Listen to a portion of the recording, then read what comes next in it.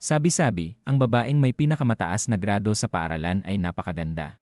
3 araw pa lang simula ng klase, ilang peres ng medyas na ang ninakaw. Ang tingin ng mga lalaki ay parang mga lobo, gusto siyang kainin. Pero ang babaeng ito ay may matinding misandry. Ayaw niya ng katabi na lalaki. Sa loob ng 1 araw, pinalayas niya ang 3 lalaki. Bawal hawakan ng sinuman ang kanyang mga gamit. Sa unang araw ko bilang transferee, inupo ako ng guro sa tabi niya. Napasinghap ang lahat. Akala nila tapos na ako. Sinabi ng bagong kaklase kong si Duzeteng na may si Siksunyanshu. Huwag mong hawakan ang mga gamit niya kung hindi ay mapapagalitan ka. Sa hindi makapaniwalang itsura ko. Dagdag ni Duzeteng, yung mga dating katabi niyang lalaki, natakot at nagpalipat ng upuan. Inilapag ko ang kanang kamay ko sa pisngi, sobrang curious. Bakit? Kakainin ba niya ako? Natawa ang mga nakikinig. Hindi naman. Pero nambabastos siya. Dati, sa 1 araw, pinalayas ni Xunyanshu ang 3 lalaki. Simula noon, si Lin Mingyaw lang ang katabi niya. Kaya pala nagulat ang lahat nang iupo ako ng advisor sa tabi ni Xunyanshu. Naalala ko ang malamig niyang mukha. Kung magagalit siya, malamang nakakatakot nga. Ngumisi si Duzeteng. Kung takot ka, humingi ka sa advisor na palitan ang upuan mo. Mabilis na natapos ang 10 minutong break.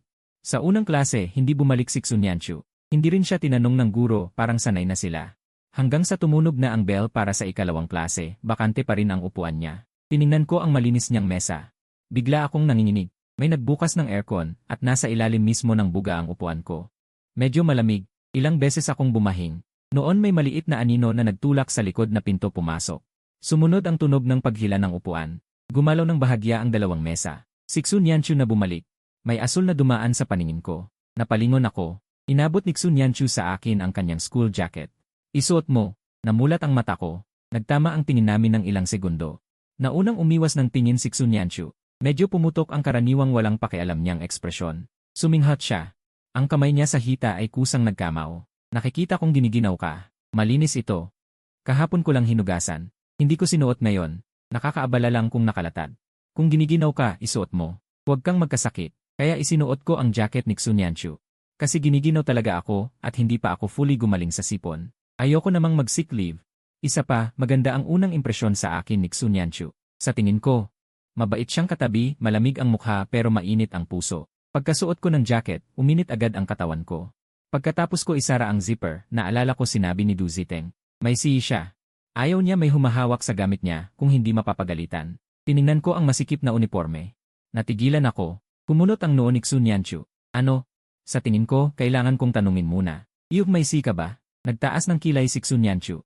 Medyo masaya ang itsura niya. Pataas ang tono ng boses. Alam mo? Sa pagkumpirma, napangiti ako ng pilit. Tahimik sandali. Sa pagitan ng ginaw at pagmumura, mabilis kong pinili ang huli. Seryoso kong sinabi. Mag-iingat ako, susubukan kong hindi madumihan. Uwi ako, huhugasan, at ibabalik. Natigilan si Xunyanshu sandali. Tiningnan ako na parang natatakot. Malamig lang siyang sumagot. Huwag na. Nagduda ako sa narinig. Ano? Huwag kang mag-inat. Isuot mo lang. Banayad lang ang siyi ko. Ayun pala. Gumaan ang loob ko. Tumango ako ng may kasiyahan. CJ. Ang jacket ay may mahinang amoy ng dalaga, napakabango. Dahan-dahang pumasok ang English teacher na naka-low heel. Inilapag niya ang libro sa podium. Ngumiti ng malumanay sa mga estudyante. Class begin.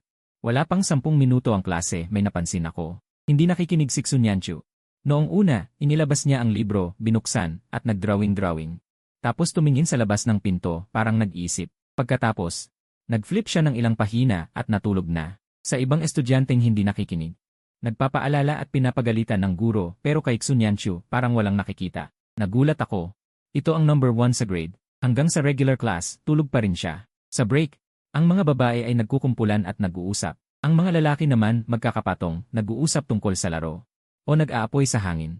Ganito kaingay pero hindi naapektuhan si Xunyanshu sa pagtulog. Dumating si Lin Mingyaw na sumisipol.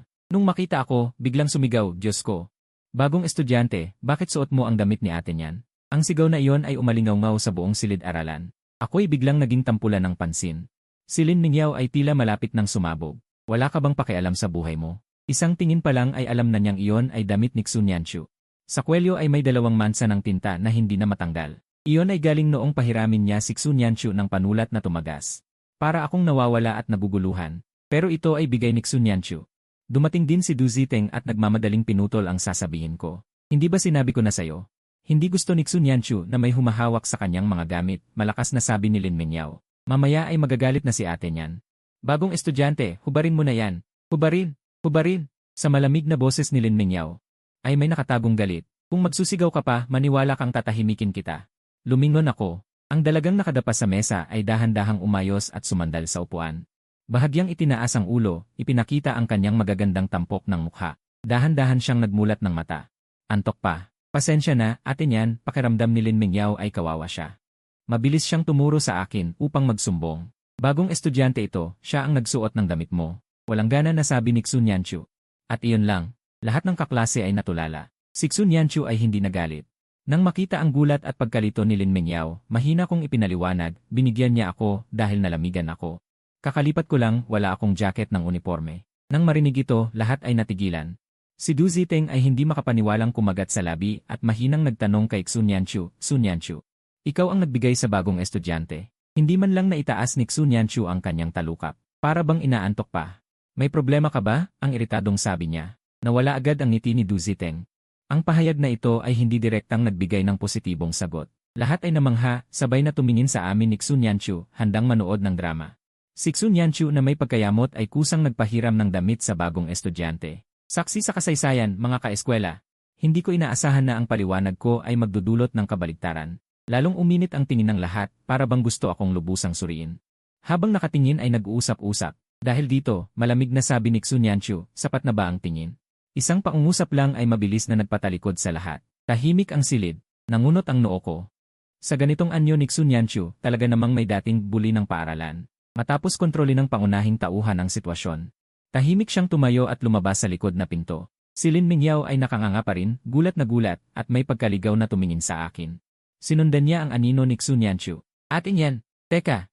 Matapos umalis si Xun Yanchu, unti-unting bumalik ang ingay sa silid-aralan. Lumapit si Du Ziteng sa aking upuan. Sabay tayong pumunta sa tindahan. Muli siyang ngumiti. Wala akong dahilan upang tumanggi.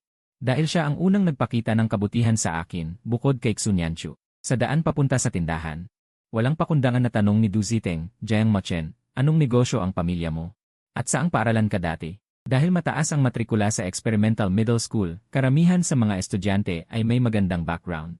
Kaya sa unang pagkikita, tinatanong muna ang background upang makagawa ng impresyon. Malabo kong sagot, restaurant. Dati sa number 11 middle school. Tumango si Du Ziteng. Lumabas kami ng gusali. Malapit na ang tindahan. Nagbago siya ng usapan. Kilala mo na ba si Xun Yanchu dati? Nagkibit balikat ako at matapat na sagot, hindi. Dati ay nasa Yicheng ako. Nang makabalik kami sa silid-aralan, tumunog na ang bell. Nagmamadali akong umupo. Si Xun Yanchu ay nakayuko at naglalaro ng cellphone. Nang marinig ang ingay sa tabi, bahagyang natigilan siya. Nang makita ako sa kanyang paningin, lumingon siya. Lumiwanag ang mga mata ni Xun Yanchu. Tiningnan ko siya, umiti at mahinang sabi, salamat sa pagtulong sa paglipat ng mesa. Sabay nila na hindi gusto ni Xun Yanchu na may katabi na lalaki, kaya gusto kong suyuin siya. Para hindi niya ako paalisin. Kasi gusto ko talaga ang huling hilera, at ang maging katabi ng isang magandang babae na nagpapahiram ng jacket. Isang malaking magandang babae na nag-aaral. Walang gaanong tingin sa akin si Xun Yanchu, at mabilis na ibinaba ang kanyang mga mata. Nagpatuloy sa paglalaro ng cellphone. Walang anuman. Pagkasabi ko, kinuha ko ang aking English workbook. Balak kong tapusin ang English homework sa klase ng chemistry. Hindi ko napansin na may isang tao na pailalim ng umingiti, hindi man lang napansing naka-auto-lock na ang cellphone. Hanggang sa pumasok ang guro ng chemistry upang kunin ang mga cellphone. Hindi ko alam kung ano ang iniisip. Para sa mga asignaturang hindi interesante, ang 40 minutong klase ay parang 4 na oras na mahaba at nakakapagod. Si Lin Mingyao ay hindi kumukurap na nakatingin sa orasan, nagbibilang sa isip. Nang mabasa niya ang isa sa kanyang isip, tumunog ang bell ng uwian. Sa sobrang excitement, hindi sinasadyang nasabi niya ng malakas. Sira! Kasunod nito, ang chalk ng guro ng chemistry ay tumama mismo sa kanyang chemistry book. Lin Mingyao, mabilis na tumayo ang babae. Pasensya na po, guro. Hindi na bago sa mga estudyante ang eksenang ito, tahimik lang silang napangiwi. Nang makita ng guro sa chemistry na wala siyang pagsisisi, napabuntong hininga na lang siya at sinabing, buong klase kang tatayo. Pagkatapos ng klase, nilapitan ni Lin Mingyao si Xun Yanchu at sinabing, grabe. Kanina, hindi ko alam kung bakit ako napasigaw, tatawanan na naman ako ng 2 araw. Nang marinig iyon, palihim kong tiningnan si Xun Yanchu. Bahagya siyang umiti, bahagyang nagtaas ng kilay. Mabuti, bihira siyang mang-asar ni Xun Yanchu. Nian Jai, hindi mo ba ako pwedeng bigyan ng kahit kaunting respeto sa harap ng bagong estudyante? Huminto ako sa pagbuklat ng libro at pinakinggan ang kanilang usapan. Mayroon ka ba? Walang pakialam na sabi ni Xun Yanchu. Ay naku. Kadalasan, iniingatan ko rin ang aking imahe. Hindi ko napansin, walang gana niyang sagot. At sa kanya sinabi sa pabirong tono, sa harap ng bagong estudyante, sapat na maitatag ko ang aking sariling imahe. Dumating ang hapon, uwian na. Bago pa man tumunog ang kampana, nagtakbuhan na ang lahat palabas. Nang nasa pintuan na ng paaralan si Lin Mingyao at Sun Yanchu, may nakita silang pamilyar na tao. Hindi ba yon si Jiang Mochen? Tuwing uwian, maraming mamahaling sasakyan ang nakapark sa pintuan, hinihintay ang kanilang mga anak. Ang mga estudyante ay naghihintay na lang sa pintuan. Iilan lang ang naglalakad papunta sa isang kanto, kung saan ang bus stop at ang pick-up point ng BD. Ang mga ito ay karaniwang mga estudyante mula sa ordinaryong pamilya na tinatanggap dahil sa kanilang mataas na marka. Nakita ko siyang patungo sa direksyon ng bus stop. Pupunta si Jiang Mochen sa bus, walang pakialam na sabi ni Lin Mingyao. Sa totoo lang, sinusunod ko lang ang iya.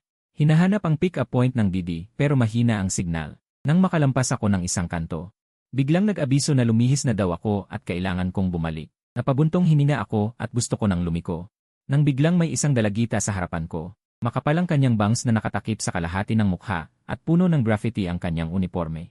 Parang isang masamang estudyante. Halatang may masamang balak. Guwapo. Bago ka. Pusang umatras ako ng 2 hakbang, gustong lumayo. Ayokong makipag-ugnayan sa ganitong uri ng tao at ayoko ring mag-away sa unang araw ng transfer. Pumulot ang noo ko at aalis na sana. Pero hindi ako pinakawalan ng dalagita, hinawakan niya ang braso ko. Uy, kinakausap kita. Ang yabang mo naman, wala ka bang modo? Sumunod ang 2 dalagita sa likod niya. Hindi mo man lang binigyan ng respeto si Lin Jay. Pipi ka ba? Hahaha. Naramdaman ko ang matinding pagkadiri. Gusto kong tanggalin ang hawak niya. Huwag mong pagsisihan kung hindi mo ako pakakawalan. Guwapo, huwag kang mag-alala. Mag-add tayo sa WeChat, tumawa siya ng masama. Biglang may isang malamig at galit na boses ang narinig. Lumingon ako. Si Sun Yanchu, na may tensyon sa mukha at malamig na titig sa mga dalagitang ito. Tumakbo si Lin Mingyao palapit. Yelin, nakakadiri ka talaga. Kapag may gwapong lalaki, dumidikit ka agad. Lumapit si Sun Yanchu kay Yelin. Galit ang kanyang mga mata. Binalaan na kita, huwag mo akong buluhin sa mga estudyante ng paaralan namin. Ikaw ang nakakadiri at walang hiya. Galit na sumagot si Yelin, itinuro si Sun Yanchu. Saan mo nakita na ginugulo ko siya? Isang salita lang sinabi ko sa kanya. Pumunot ang noo ko. Paalis na sana ako upang sila'y pagsabihan nang sumulong si Sun Yanchu. 2 palakpak ang narinig. Napasigaw si Yelin agad na lumapit ang 2 dalagita sa likuran niya. Lin Jai, Sun Yanchu, galit na sigaw ni Yelin. Baliw ka ba? Nakatulala ako sa eksena. Tinitigan ko ang likuran ni Sun Yanchu nang marinig ko ang malamig niyang sabi, hindi ka karapat-dapat nakausapin siya. Pagkatapos, hinawakan ng malamig na reyna ng paaralan ang kamay ko at umalis. Sumunod si Lin Mingyao pagkalayo ng 2 hakbang. Hindi napigilan ni Lin na dagdagan, narinig mo ba? Huwag mong guluhin ang mga estudyante ng paaralan namin. Nakakuyom ang kamao ni Yelin, galit na nakatingin sa naming paalis. Pagkalayo namin ng kaunti. Huminto si Sun Yanchu. Tumingin ako sa kanya at taimtim na nagpasalamat. Sun Yanchu, salamat sa kanina. Napagtanto ko na mabuti talaga si Sun Yanchu. At iba siya sa sinasabi ng mga kaklase. Wala yon, bahagyang umubo si Sun Yanchu. Dahil sa tingin niya ay kulang ang kanyang sinabi, dagdag niya, huwag kang mag-atubiling humingi ng tulong sa akin. Lumingon ako at seryosong tumingin. Narinig ko yata na may sinabi siya sa huli. Maghintay ka. Baka mang-abala siya sa iyo sa susunod. Nang marinig ito, nagtaas ng kilay si Sun Yanchu. Dahan-dahan siyang umiti at tumingin sa akin ng puno ng katuwaan. Nababahala ka para sa akin. Wala akong masabi. Pakiramdam niya na iba ang katabi niya sa kanya. Buti na lang at tumayo si Sun Yanchu sa tamang oras para magpaliwanag. Hindi siya maglalakas loob na gawan ako ng masama. Hindi rin siya basta-basta gagalaw sa mga estudyante ng paaralan natin. Tiningnan ko siya ng may pag-isip, parang naintindihan ni Sun Yanchu ang aking tanong. Gusto mong malaman kung bakit kanila pinuntahan? Natamaan ang iniisip ko kaya tumango ako, interesado rin ako sa bagay na yon. Ang may magandang pamilya ay hindi niya kayang guluhin, ang mga ordinaryong pamilya lang ang kaya niyang apihin. Bahagyang natawa si Sun Yanchu. Akala niya ay hindi ko napigilan ang itanong. Paano mo naman nalaman na hindi ako? Mahina ang boses ni Sun Yanchu. Ikaw mismo ang nagsabi sa akin. Sinabi ko ba? Nag-isip ako ng mabuti, tiyak na hindi ko sinabi kay Sun Yanchu ang tungkol sa aking pamilya. Bahagyang ngumiti si Sun Yanchu. Si Yelin ay bulag, ako naman ay hindi.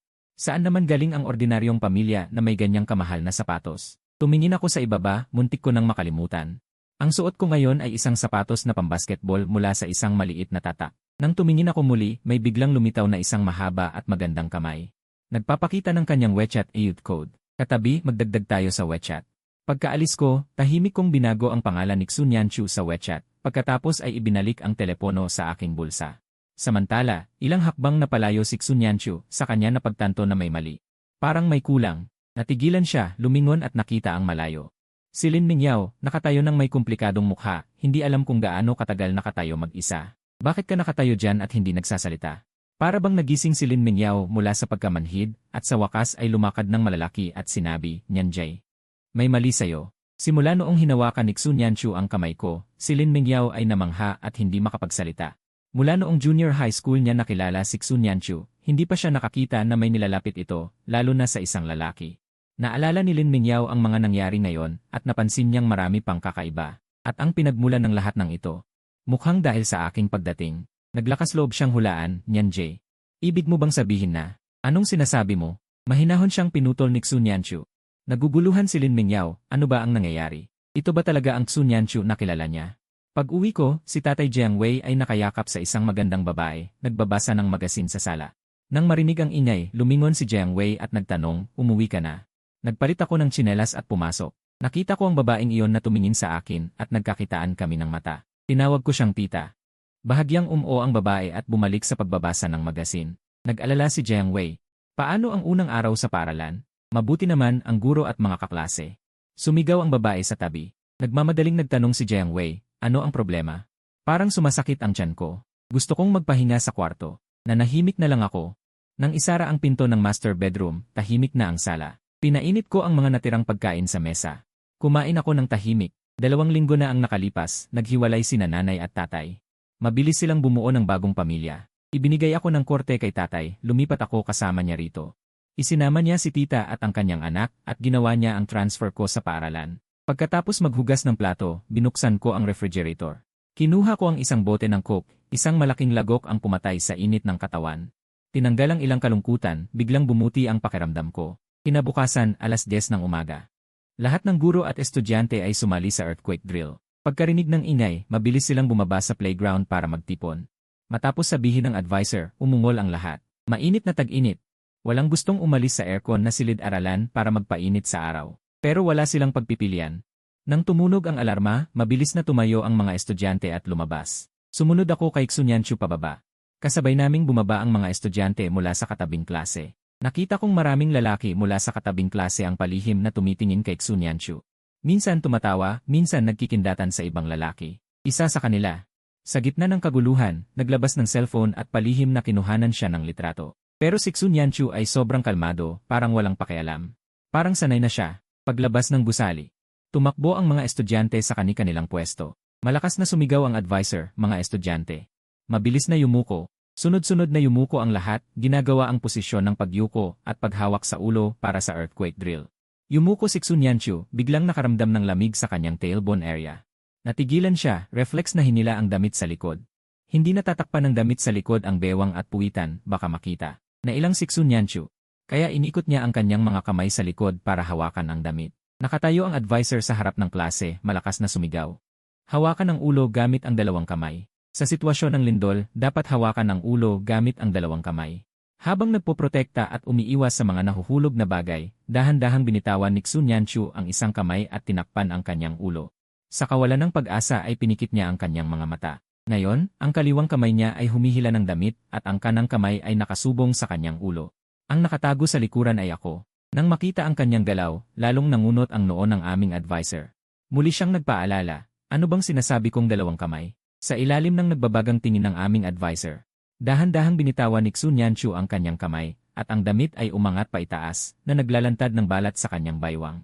Nahiya si Xunyanchu, at hindi man lang nakaangat ng tingin para lumingon, takot na baka ako at ang iba pang kaklase ay makakita. Tinikom niya ang kanyang mga labi, at nag-aalangan kung lilingon ba siya, ngunit ang kanyang paningin ay nakakita ng isang anino. Iyon ang aking anino. Dahan-dahan akong tumayo ng bahagya, at lumapit sa likuran ni Xunyanchu. Ang 2 anino ay nagsanib. Lumingon si Xunyanchu, at ang una niyang nakita ay ang aking gwapong side profile. Sumiksik ako sa tabi niya at dumapa. Ang aking mga itim na mata ay walang pakialam na tumingin sa malayo, parang isang napakaboring na kilos lamang. Ngunit eksaktong natakpan nito ang lugar kung saan siya nalantad, at hinadlangan ang tingin ng lahat. Inalis ni Xunyanchu ang kanyang tingin. Ang kanyang puso ay biglang bumilis ng tibok, at ang kanyang mukha ay nag-alab. Ang susunod na klase ay EE. Dahil sa mainit na panahon, pinatakbo lang kami ng teacher ng isang lap na 800 metro bago magbigay ng libreng oras. Walang magawa, bumalik ako sa classroom, nagpalamig sa aircon at naglaro ng cellphone, na engganyo sa pagbabasa ng nobela. Bigla kong narinig ang mga kaklase, tara, manood tayo ng laban. Narinig ko na maglalaro ng volleyball ang grupo ni Xunyanchu laban sa class 8. Tandaan niyong ireserba ako ng upuan. Narinig ito ng iba pang kaklase sa classroom. Nagkaroon sila ng interes, nakakatuwa, malakas ang kalaban natin sa class 8. Tara na, ano pang hinihintay? Punta na tayo roon. Volleyball game. Nanlumo ako sandali, inalis ang atensyon ko sa nobela. Ang aking katabi ay maglalaro ng volleyball, dapat ba akong manood? At marami rin sa aming kaklase ang pumunta. Iniyakap ko ang aking tingin sa aircon, saka sumulyap sa nakakasilaw na araw sa labas. Bago pa lang ako galing sa init. Hindi pa nga umiinit ang upuan ko. Sa pag-isip na yon, nag-alangan akong isuko ang ideya na manood. Sinubukan kong ibalik ang atensyon sa nobela, ngunit ang konsentrasyon ko ay lumipad na. Tumayo ako. Dahan-dahang itinulak ang pintuan sa likod ng classroom, at biglang nag-vibrate ang cellphone ko sa bulsa. Isang mensahe mula kay Xunyanchu. Nasaan ka? Gusto mo bang pumunta sa US para manood ng volleyball game? Laban namin ang Section 8. Ngumiti ako nang makita na walang tao sa koridor, palihim akong sumagot. Kagagaling ko lang sa classroom. Pupunta na ako ngayon. Pagkatapos mag-reply. Mabilis akong naglakad sa koridor pababa. Nang dumaan sa tindahan, tumigil ako at nag-text, kailangan mo ba ng tubig? Agad na sumagot si Xunyanchu, hindi na, huwag ka nang magdala para sa sarili mo. Binilhan kita ng milk tea, kaya hindi na ako nakapaghintay at agad akong pumunta sa UAE dahil oras pa noon ng klase. Sa loob ng UAE, ilang klase lang ang nanonood. Pagdating ko, puno na agad ng tao ang unang 2 hanay sa harapan. Nagtingin-tingin ako, nag-iisip kung saan upo, nang makita ko si Lin Mingyao na kumakaway sa akin, Jiang Mochun. Dito, nakatayo siya sa unang hanay, parang natatakot na hindi ko siya makita. Sumigaw pa siya habang nakatayo sa tipto, muntik nang matumba, buti na lang ang katabi niya ay napailing at siya ay inalalayan. Pag-upo ko, binigyan ako ni Lin Mingyao ng isang basong milk tea para sa'yo. Tinanggap ko ang milk tea, nagpasalamat at binuksan ang straw. Sumipsip ako ng isang higop ng malamig na milk tea, ang lamig ay dumaloy sa aking dibdib, tinanggal ang init sa aking katawan. Nga pala, nasaan si Xunyanchu? Pumunta siya para magpalit ng damit. Maglalaro na siya. Nagtataka akong nagtanong, hindi ka ba sasali? Hindi muna ako sasali ngayon. Marami sa amin ang gustong makipaglaro sa class 8 at nakalaro na ako noong nakaraan. Hayaan ko nang sumali ang iba. Hindi mo alam, noon kami ng class 8. Sila ang una at pangalawang pwesto sa paligsahan ng volleyball sa kanilang baitang. Mula noong nakaraang taong panuruan hanggang ngayon ay hindi pa rin sila napaghihiwalay ng klase at noon pa man ay mahigpit na magkalaban na sila sa volleyball court. Maraming babae sa klase namin ang gustong sumali. Naintindihan ko, tumango, ganun pala yon. Sa totoo lang, gusto ko ring sumali, pero pinapaalalahanan ako ni ate niyan na ibigay ang pagkakataon sa iba. Nag-usisa akong nagtanong. Siya, hindi rin ba sasali? Sasali si ate niyan syempre. Kung wala siya, mababawasan ng kalahati ang tsansa naming manalo. At hindi si ate niyan lumalaban ng walang kasama. Sa sinabing yon, biglang lumingon si Lin Mingyao. Tumingin sa akin ng may pagtataka, at pinapunta niya ako rito para ireserba ka ng upuan, at bumili pa ng milk tea para sayo. Naglalaro siya, at nagdala pa siya ng milk tea para sayo. Mahigpit akong tiningnan ni Lin Mingyao, malaki ba ang utang niya sayo? Hindi ba ito basta-basta na lang? Halos hindi ko nasundan ang iniisip ni Lin Mingyao, at nagtanong pabalik. Narinig mo ba ang sarili mong sinasabi? Nag-irap si Lin Mingyao, at inialis ang tingin sa aking mukha. Bulong ng bulong, ano bang biglang nagkaroon ng kilig si Nyanji? Hindi ko narinig ng maayos. Anong sabi mo? Napalaki ng mata ang isang kaklase sa kabilang gilid, napasigaw. Agad tinakpan ni Lin Mingyao ang bibig nito, wala kang narinig, kung hindi, liliparin ka ni Nyanji. Hindi ko rin pinansin yon, humigop ulit ng milk tea, at naalala ang isang tanong. May nagtitinda ba ng milk tea sa school? Sumagot si Lin Mingyao, wala. Naguluhan ako, etong basong ito. Ipinagmayabang ni Lin Mingyao ang pag-iling. Ito ay lihim, hindi ko masasabi sa'yo. Sige na. Hindi na ako nagtanong pa. Sa ikatlong higop ko, nagkaroon ng kaunting ingay sa gymnasium. Tumingin ako, at nakita kong lumabas na sila Xunyanchu. Ang mga kaklaseng naglalaro ay nagsuot na ng uniforme ng klase. Si Xunyanchu ang nangunguna, dahan-dahang pumasok sa court mula sa dressing room. Kahit na ganoon pa rin siya ka-cool at cold. Pagdating niya sa court, nagbibigay siya ng vibe na puno ng sigla. Sabay-sabay na pumalakpak ang mga kaklase sa loob. Agad kong ibinaba ang milk tea at pumalakpak. Hindi mayalis ang mata kay Xunyanchu habang pumapasok siya, hanggang sa lumingon siya at tumingin sa akin. Nagkatinginan kami. Medyo bumagal ang lakad ni Xunyanchu at ang mga kaklase sa likod na walang alam. Anong tinitingnan ni Nyanji? Nagulat si Xunyanchu at sa tunog ng whistle. Nagsimula na ang friendly game sa pagitan ng dalawang klase. Pinatunayan ang unang sinabi ni Lin Mingyao, lumingon si Xun Yanchu sa court at tumingin sa direksyong ito. Ipinagmalaki ni Lin Mingyao, eto na. Sumulyap si Xun Yanchu sa akin na nasa tabi, at huminga ng malalim bago gumawa ng timeout sign. Sumigaw siya sa referee, palitan. Bababa muna ako sandali. Anong gagawin ni Nyanji? Dumiretso si Xun Yanchu papunta rito. Mingyao. Nagulat si Lin Mingyao, ha? Inudyukan siya ni Xun Yanchu, ano pang hinihintay mo? Sige na. Tayo si Lin Mingyao ng medyo lito. Nakita niyang umupo si Xun Yanchu sa kanyang upuan sa audience. Nyanji, may nasaktan ka ba? Maraming kaklase ang tumingin, pati ang ilang kasamahan sa court ay lumapit at nagtanong, okay ka lang? Bahagyang ikiling ni Xun Yanchu ang ulo, sinalubong ang aking nag-aalalang tingin, tapos tumingin kay Lin Mingyao at sumagot. Paano naman? Pagod lang. Ikaw na pumalit.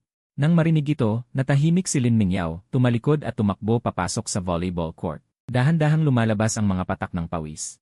Tinignan ko si Xun Yanchu na bahagyang nakatagilid ang ulo, eleganteng umiinom ng mineral water, at nagtanong ng may pag-aalala. Pagod na pagod ka ba? Ngumiti si Xun Yanchu, hindi naman. Patuloy ang laro sa court. Ang ingay, sigawan, at sipol sa gymnasium ay naghalo-halo. Napakasaya. Sabi ni Lin Mingyao dati hindi ka lumalabas, wika ko ng pabiro. Hindi ka na ba kaya ngayon? Biglang nanigas ang ngiti ni Xun Yanchu, halos naggangalit ang ngipin. Binigkas ang mga salita ng paisa-isa, ngunit pinababa ang boses para hindi magmukhang galit. Anong sabi mo? Kahit na ganoon, ramdam ko pa rin ang lamig na nagmumula sa kanya. Naisip ko kung mali ba ang sinabi ko. Wala, matigas kong itinanggi. Nakita kong dumaloy ang pawis mula sa kanyang noo hanggang sa kilay, mabilis akong kumuha ng tissue sa bulsa at ginamit ito para magpalit ng usapan. Nagpapawis ka. Gusto mong punasan? Buti na lang at pinagbigyan pa rin ako ni Xun Yanchu. Sumagot siya at kinuha ang tissue, naglabas ng isa at pinunasan ang pawis, hindi na nagtanong pa. Pero nanatiling malamig ang kanyang mukha. Kinakabahan akong tumingin sa paligid, at natagpuan ko ang maraming mausisang tingin mula sa mga kaklase. Mukhang may mali na akong nasabi. Ano nang gagawin? Palihim akong sumulyap kay Xun Yanchu. Walang ekspresyon siyang nakatitig sa court, ngunit malamig ang kanyang mga mata, parang hindi naman talaga siya nanonood ng laro.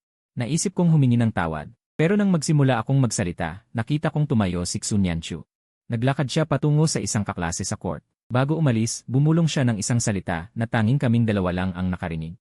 Panoorin mo, ang iba ay nakikita lang ang kanyang likod. Anong nangyayari? Hindi ba't napagod si Xun Yanchu? Bakit bumalik siya? Hindi ko alam kung si Xun Yanchu. At si Lin Mingyao ay may magandang koordinasyon. Pagbalik sa court, mas mahusay na naglaro si Xun Yanchu kaysa kanina. Si Lin Mingyao ang nagpapasa sa harap, si Xun Yanchu ay nasa likod. Ang dalawa ay nagtutulungan at mabilis na nakakuha ng puntos. Patuloy ang laro. May umupo sa tabi ko, si Du Ziteng.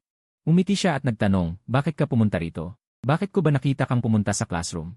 Malabo akong sumagot, gusto ko lang manood. Ayaw kong sabihin na si Xun Yanchu ang nag-utos sa akin na pumunta. Kung sinabi mo lang sa akin, tutulungan kitang mag-okupa ng upuan para hindi ka na mag-abala sa iba. Hindi pa kami gaanong magkalapit ni Du Ziteng. Kaya umiti na lang ako at sinabi, sa susunod na lang. Sa oras na ito ng A-class. Katatapos lang ng isang laban sa basketball, nasa kalagitnaan pa ang unang kalahati ng klase hanggang sa tumunog ang bell ng paghahanda para sa susunod na asignatura. Lahat ay nagbalik sa gusali ng paaralan na parang hindi pa nasisiyahan, maliban sa akin at kay Xun Yanchu, isa sa amin ay kailangan ng pumunta sa banyo. At ang isa ay sobrang nauuhaw kaya bumili ng inumin, nang lumabas ako ng ilen, nagkasalubong kami. Si Xun Yanchu at Lin Mingyao nakagagaling lang sa pagbili ng inumin, sabay na tumunog ang bell ng klase, at marami pang estudyante. Dahan-dahang naglalakad sa unang palapag, barado ang hagdanan, kaming tatlo ay nasa pinakahuling bahagi ng pila. Hindi malaman kung kailan lumitaw ang class advisor sa kabilang bahagi ng gusali, at biglang sumigaw ng malakas. Bakit hindi kayo magmadali, parang naglalakad lang kayo ng mabagal, ang huling makapasok sa klase. Pagkatapos ng klase, 30 rounds sa oval. Bago pa man matapos ang tatlong pangungusap, lahat ay nagtakbuhan paakyat ng hagdan. Ako, na nasa pinakahuli ng pila, ay nagmamadaling sinabi kay Xun Yanchu na bilisan natin at sumunod sa karamihan paakyat. Si Lin Mingyao ay gustong sumunod sa aming mga yapak. Pagkatapos ng 2 hakbang ay narinig niyang sinigawan siya ni Xun Yanchu, Mingyao. Nakalagang sintas ng sapatos mo. Agad na huminto si Lin Mingyao at tumingin sa ibaba, wala naman. Ate Xu, niloloko mo ba ako? Naguguluhan siyang lumingon. Nakita niyang nauna na ako, sa loob lang ng 2 pangungusap, si Xun Yanchu at Lin Mingyao na ang naging huling nasa pila. Walang magawang sabi ni Lin Mingyao, sa pagkakataong ito, pareho tayong naiwan sa huli. Ano nang takot? Dahan-dahang naglakad si Xun Yanchu hanggang sa makitang nakaakyat na ako at sinabing, huwag kang mag-alala. Ako ang huling papasok, tiyak na hindi ka parurusahan ng class advisor. Ang class advisor ay nakatayo sa pintuan ng silid. Malamig na pinagmamasdan ang mga estudyanteng papasok. Gaya ng sinabi ni Lin Mingyao nang makita ng advisor na sila ang huling pumasok. Umungol lang siya ng may inis at hindi na binanggit ang tungkol sa pagtakbo. Ang asignatura ay chemistry. Ang guro ng chemistry ay isang malapit ng magretiro at may karanasan. Inilagay niya ang kanyang termo sa podyum at mahinahong nagsalita. Sa oras na ito, pag-uusapan muna natin ang takdang aralin kahapon. Ilabas ang inyong workbook at buksan ito. Nakalimutan kong dalhin ang libro. Lumapit ang guro sa unang hanay at kumatok sa mesa ng katabing estudyante. Pahiramin mo ako ng iyo. Ikaw ay makikigamit sa katabi mo. Ang estudyanteng pinahiram ng libro ay natigilan na hindi natural. Pagkatapos, narinig ang mahinang sabi ng guro, hindi mo ba ginawa ang takdang aralin? Mula sa paligid ay may narinig na mahihinang tawa. Hindi ako tumawa dahil hindi ko rin natapos. 3 multiple choice lang ang nasagot ko. Mabilis akong sumulyap sa mesa ni Xu Nianqiu, mas malinis pa ang kanyang workbook kaysa sa akin, wala siyang sagot. Sa pag-isip na yon, hindi ko maiwasang umiti. Nagsimula nang magturo ang guro ng chemistry sa klase. Unang tanong, madali lang. Ang sagot ay sa pagkakataong ito, hindi ko na ito tatalakayin. Ikalawang tanong at ikatlong tanong, parehong dalawang ito ay madali ring tanong. Makikita ang sagot sa libro. Tiningnan ko ang isinulat kong sa ikalawang tanong at nawala ang ngiti ko. Nagpatuloy ang guro ng chemistry. Ika-4 na tanong, ano ang sagot? Mula sa ibaba ay may nagkakalat na sagot, Susunod na tanong, walang pakialam na sabi ng guro, pumili ng estudyante para sumagot. Nang marinig iyon, sumulyap ako sa 5 blangko kong tanong, dahan-dahang itinaas ang aking tingin at nagkasalubong ang aking paningin sa guro. Tumibok ng malakas ang puso ko. Sa sandaling iyon, itinaas ng guro ang kanyang daliri, kung gayon, Jiang Yi. Mabilis akong yumuko at muli nang tingnan ang tanong, hinahanap kung aling opsyon ang mukhang tama at parang sagot. Guro, biglang nagsalita si Xu Nianqiu. Sabay-sabay na lumingon ang lahat. Natigilan ako, nakita kong ang aking katabi na si Xu Nianqiu ay kusang nagtaas ng kanang kamay at mahinang sinabi. Sa tanong na ito, ang sagot ay ibaba mo na ang kamay. Hindi nagalit ang nagambalang guro. Bihira siyang umiti sa kanyang paboritong estudyante. Muli kong tiningnan ang workbook ni Xu Nianqiu, malinis pa rin ito. Wala siyang sagot, kahit ang mga tanong na binanggit ng guro, hindi niya isinulat ang sagot. Ngunit tama ang kanyang sinabi. Pumikit ang aking labi. Talagang nakaramdam ako ng pagkatalo. Hindi pala siya nagsulat dahil hindi na niya kailangan, samantalang ako'y hindi marunong sumulat. Pero buti na lang at sumagip si Xu Nianqiu na itong mahusay, kung hindi, 70% ang tsansa na ako ang tatawagin ng guro. Sa pag-isip na yon, ginamit ko ang aking ballpen sa pagkamot ng aking ulo, at tahimik na isinulat ang sagot na sa tanong. Pagkatapos, lumingon ako at nakita si Xu Nianqiu na nakasandal ang siko sa mesa, ang likod ng kanyang kamay ay sumusuporta sa kanyang baba. Nang lumingon ako, tila siya ay nakatingin sa direksyon ng pasilyo, na para bang walang nangyari. Parang ang kusang pagtaas ng kamay upang sumagot ay isang gawa lamang ng pagkabagot. Oras ng tanghalian. Ang mga nakatira sa dorm ay uwi para matulog, ang mga estudyanteng hindi nakatira ay mananatili sa silid-aralan. Ito ang pinakatahimik na oras sa paaralan sa araw. Sa silid-aralan, bukod sa paminsan-minsang yabag, tanging ang tunog ng aircon. Ako ay nakatulog na nakadapa sa mesa. Ngunit hindi maganda ang pagkakatulog na ito. Pakiramdam ko'y parang may mabigat na pumipilit sa aking mga talukap, pinilit kong imulat ang aking mga mata. Pakiramdam ko'y matagal na akong natutulog, ngunit sinasabi ng orasan sa dingding na 15 minuto lamang akong nakatulog. Tumayo ako ng hilo at gusto kong pumunta sa banyo upang maghilamos ng mukha para mahimasmasan, ngunit hindi ko inaasahan na sa sandaling tumayo ako ay nagsimula ng lumabo ang aking paningin. At saka biglang nawalan ako ng balanse, hindi ko napigilan ang sarili na mahulog sa isang tabi, may humawak sa aking braso. Sa gitna ng pag-ikot ng mundo, narinig ko ang boses ni Xu Nianqiu at isang malakas na lagapak. Pagkaraan ng ilang sandali, naging malinaw na ang aking paningin. Ito pala ay dahil sa pagkadulas ko at hindi nakatayo ng matatag. Bumagsak ako ng malakas sa sahig, at si Xu Nianqiu na sumalo sa akin ay nahulog din, ngunit buti na lang sa ibabaw ko siya bumagsak. Xu Nianqiu, okay ka lang ba? Nagmamadali kong tanong. Nasaktan ka ba? Matama na kong tinitigan ni Xu Nianqiu, umiling siya at hindi nagsalita. Hindi ba? Narinig ko yung ingay, sabi niya. Sabi niya hindi, malakas na sinabi ng isang kaklase sa likuran. Lumingon ako at ang mga kaklase ko ay hindi natutulog kundi nakatayo. Tila lahat sila ay nanunuya sa akin. Agad akong nagpanik, napansin kong masyadong intimate ang aming posisyon ni Xu Nianqiu. Masyadong malapit at mahigpit pa rin niya akong yakap, ayaw niyang bitawan. Sasabihin ko sana kay Xu Nianqiu na bitawan muna ako, ngunit iyong kaklase ay paulit-ulit na malakas na sinasabi, sabi niya hindi na. Ang mga tsismis na tingin, kasama ng tawanan, ay tila mainit na pumapalibot sa akin, halos hindi na ako makahinga. Pagkatapos, isang malaking pakiramdam ng kawalan ng timbang ang dumating, hindi ko napigilan ang sarili na manginig ng 2 beses, at bigla kong iminulat ang aking mga mata at huminga ng malalim. Matapos ang ilang sandali ay nahimasmasan ako, natuklasan kong nakaupo ako sa aking upuan, mabilis ang tibok ng aking puso. Ang mga eksena kanina ay sobrang malabo, panaginip lang pala yon. Binuksan ko ang aking bote ng tubig at uminom ng isang higop. Iniisip ko kung anong klaseng magulong panaginip yon. Ang aking katabi na si Xun Yanchu ay natutulog pa rin sa tanghali, nakasandal ang kanyang ulo sa kanyang braso. Ang kanyang tagiliran ay nakaharap sa akin. Nailing ako, naalala ko ang panaginip kung saan niya ako mahigpit na niyakap. Hindi ko napigilan ang sarili na lumapit pa upang tingnan ang kanyang mukha. Hindi kaya nananaginip pa rin siya, ngunit hindi ko maikakaila. Habang tumatagal ang tingin ko, lalong gumaganda si Xun Yanchu. Ang ganda ng linya ng kanyang ilong. Makinis at pinungbalat, magaganda at perpektong tampok ng mukha. Kumindat ako. Biglang, iminulat ng nasa harapan ko ang kanyang mga mata. Sa kanyang itim na mga pupil ay malinaw na refleksyon ang gulat kong mukha. Ang mga mata ng dalaga ay may antok pa rin, ngunit may halata ring ngiti. Matapos akong mahuli. Ang tunay na pagkagulat ay nagpabilis din ng tibok ng aking puso. Ang distansya naming dalawa ngayon ay halos katulad ng sa panaginip kanina. Agad akong umupo ng tuwid. Ngayon ay sigurado na akong hindi ito panaginip. Anong ginagawa mo? Umupo si Xun Yanchu at mahinang tanong sa akin. Tinamot ko ang aking ulo. Nagpanggap akong bagong gising lang, at mahinang sabi, ako nagising na. Alam ko, sabi ni Xun Yanchu, nakatingin sa akin. Noong magising ka, nayanig ang mesa. Agad akong natahimik, medyo naiilang. Tinanong kita bakit mo ako palihim na tinitingnan?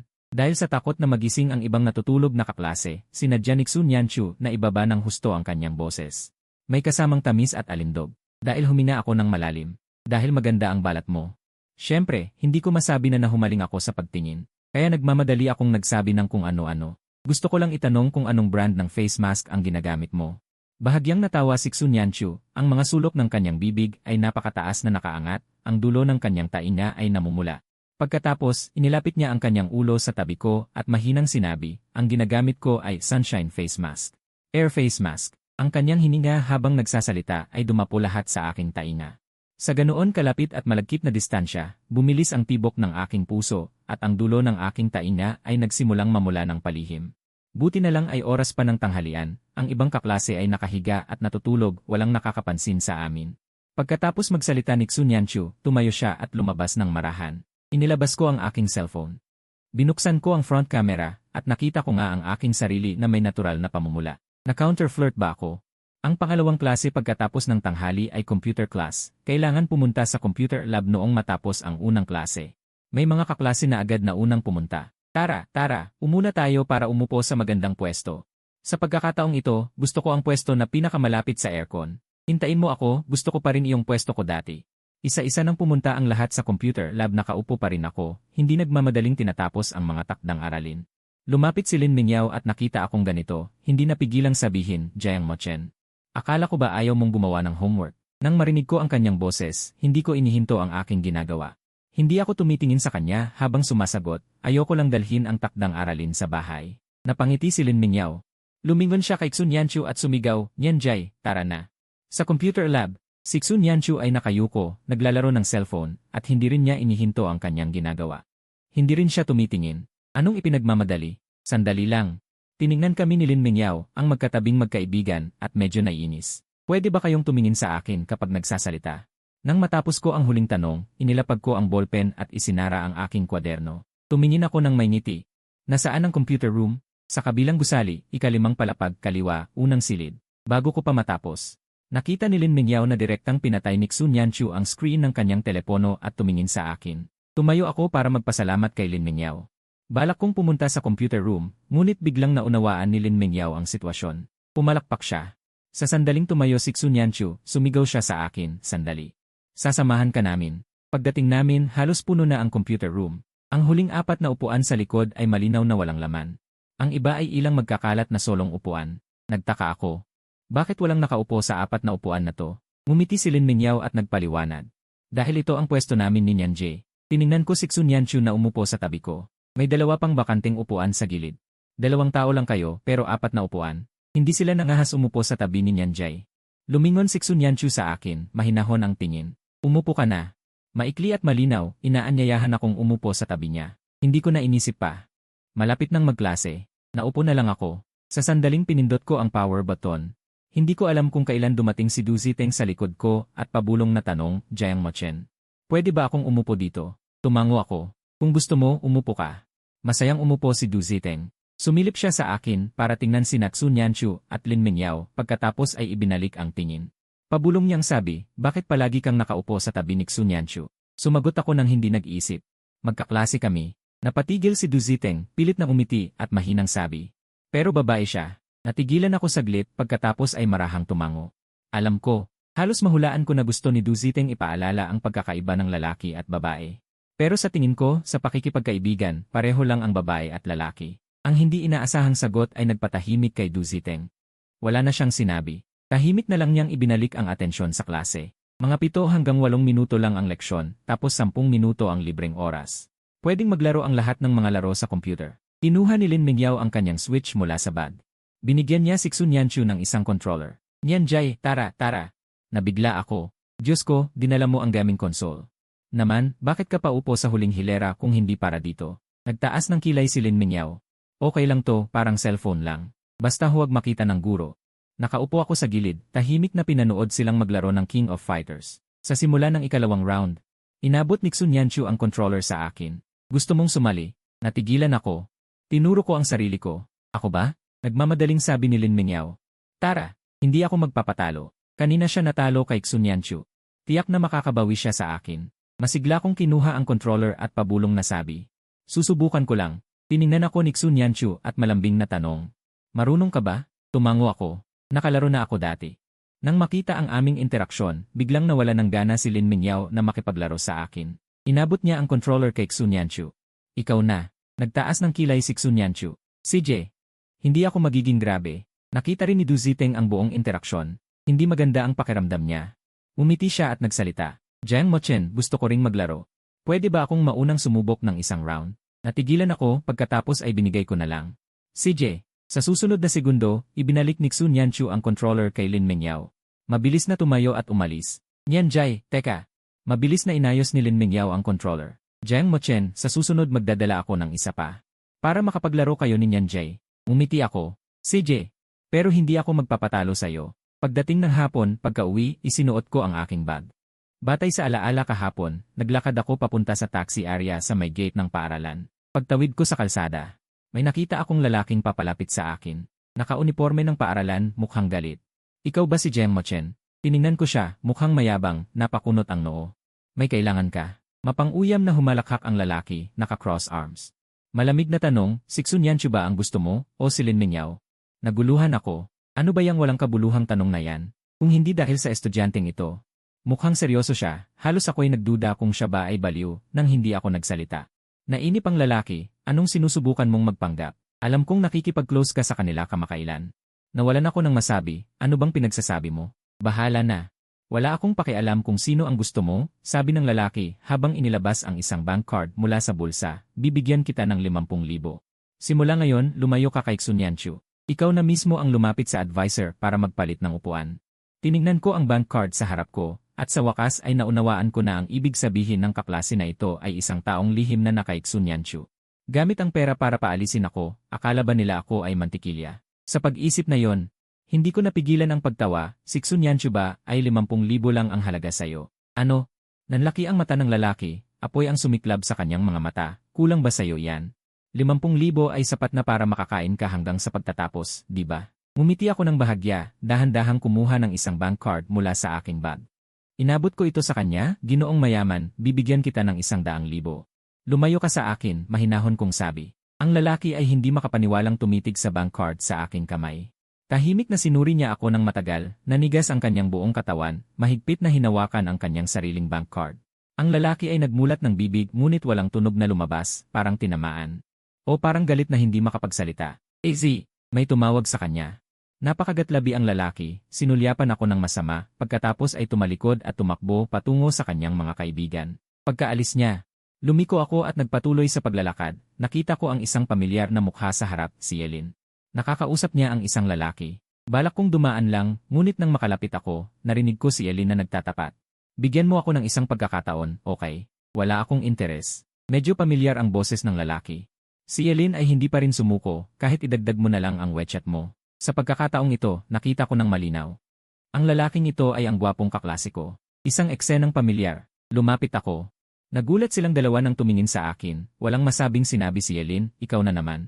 Nagkunot no ako dahil sa pagkadismaya, iyan ang dapat kong sabihin. Bakit nandito ka na naman? Nanliligalig sa kaklase namin. Anong panliligalig? Huwag kang magsalita ng walang basehan. Tumingin si Yelin sa lalaki at biglang nagsabi, Hauran. Mahal talaga kita. Nang marinig ko yon, muntik na akong mapailing. Diyos ko, wala bang mag-aayos ng kapal ng mukha niya? Malamig na sabi ni Wang Hauran, ano ang gusto mo sa akin? Babaguhin ko agad.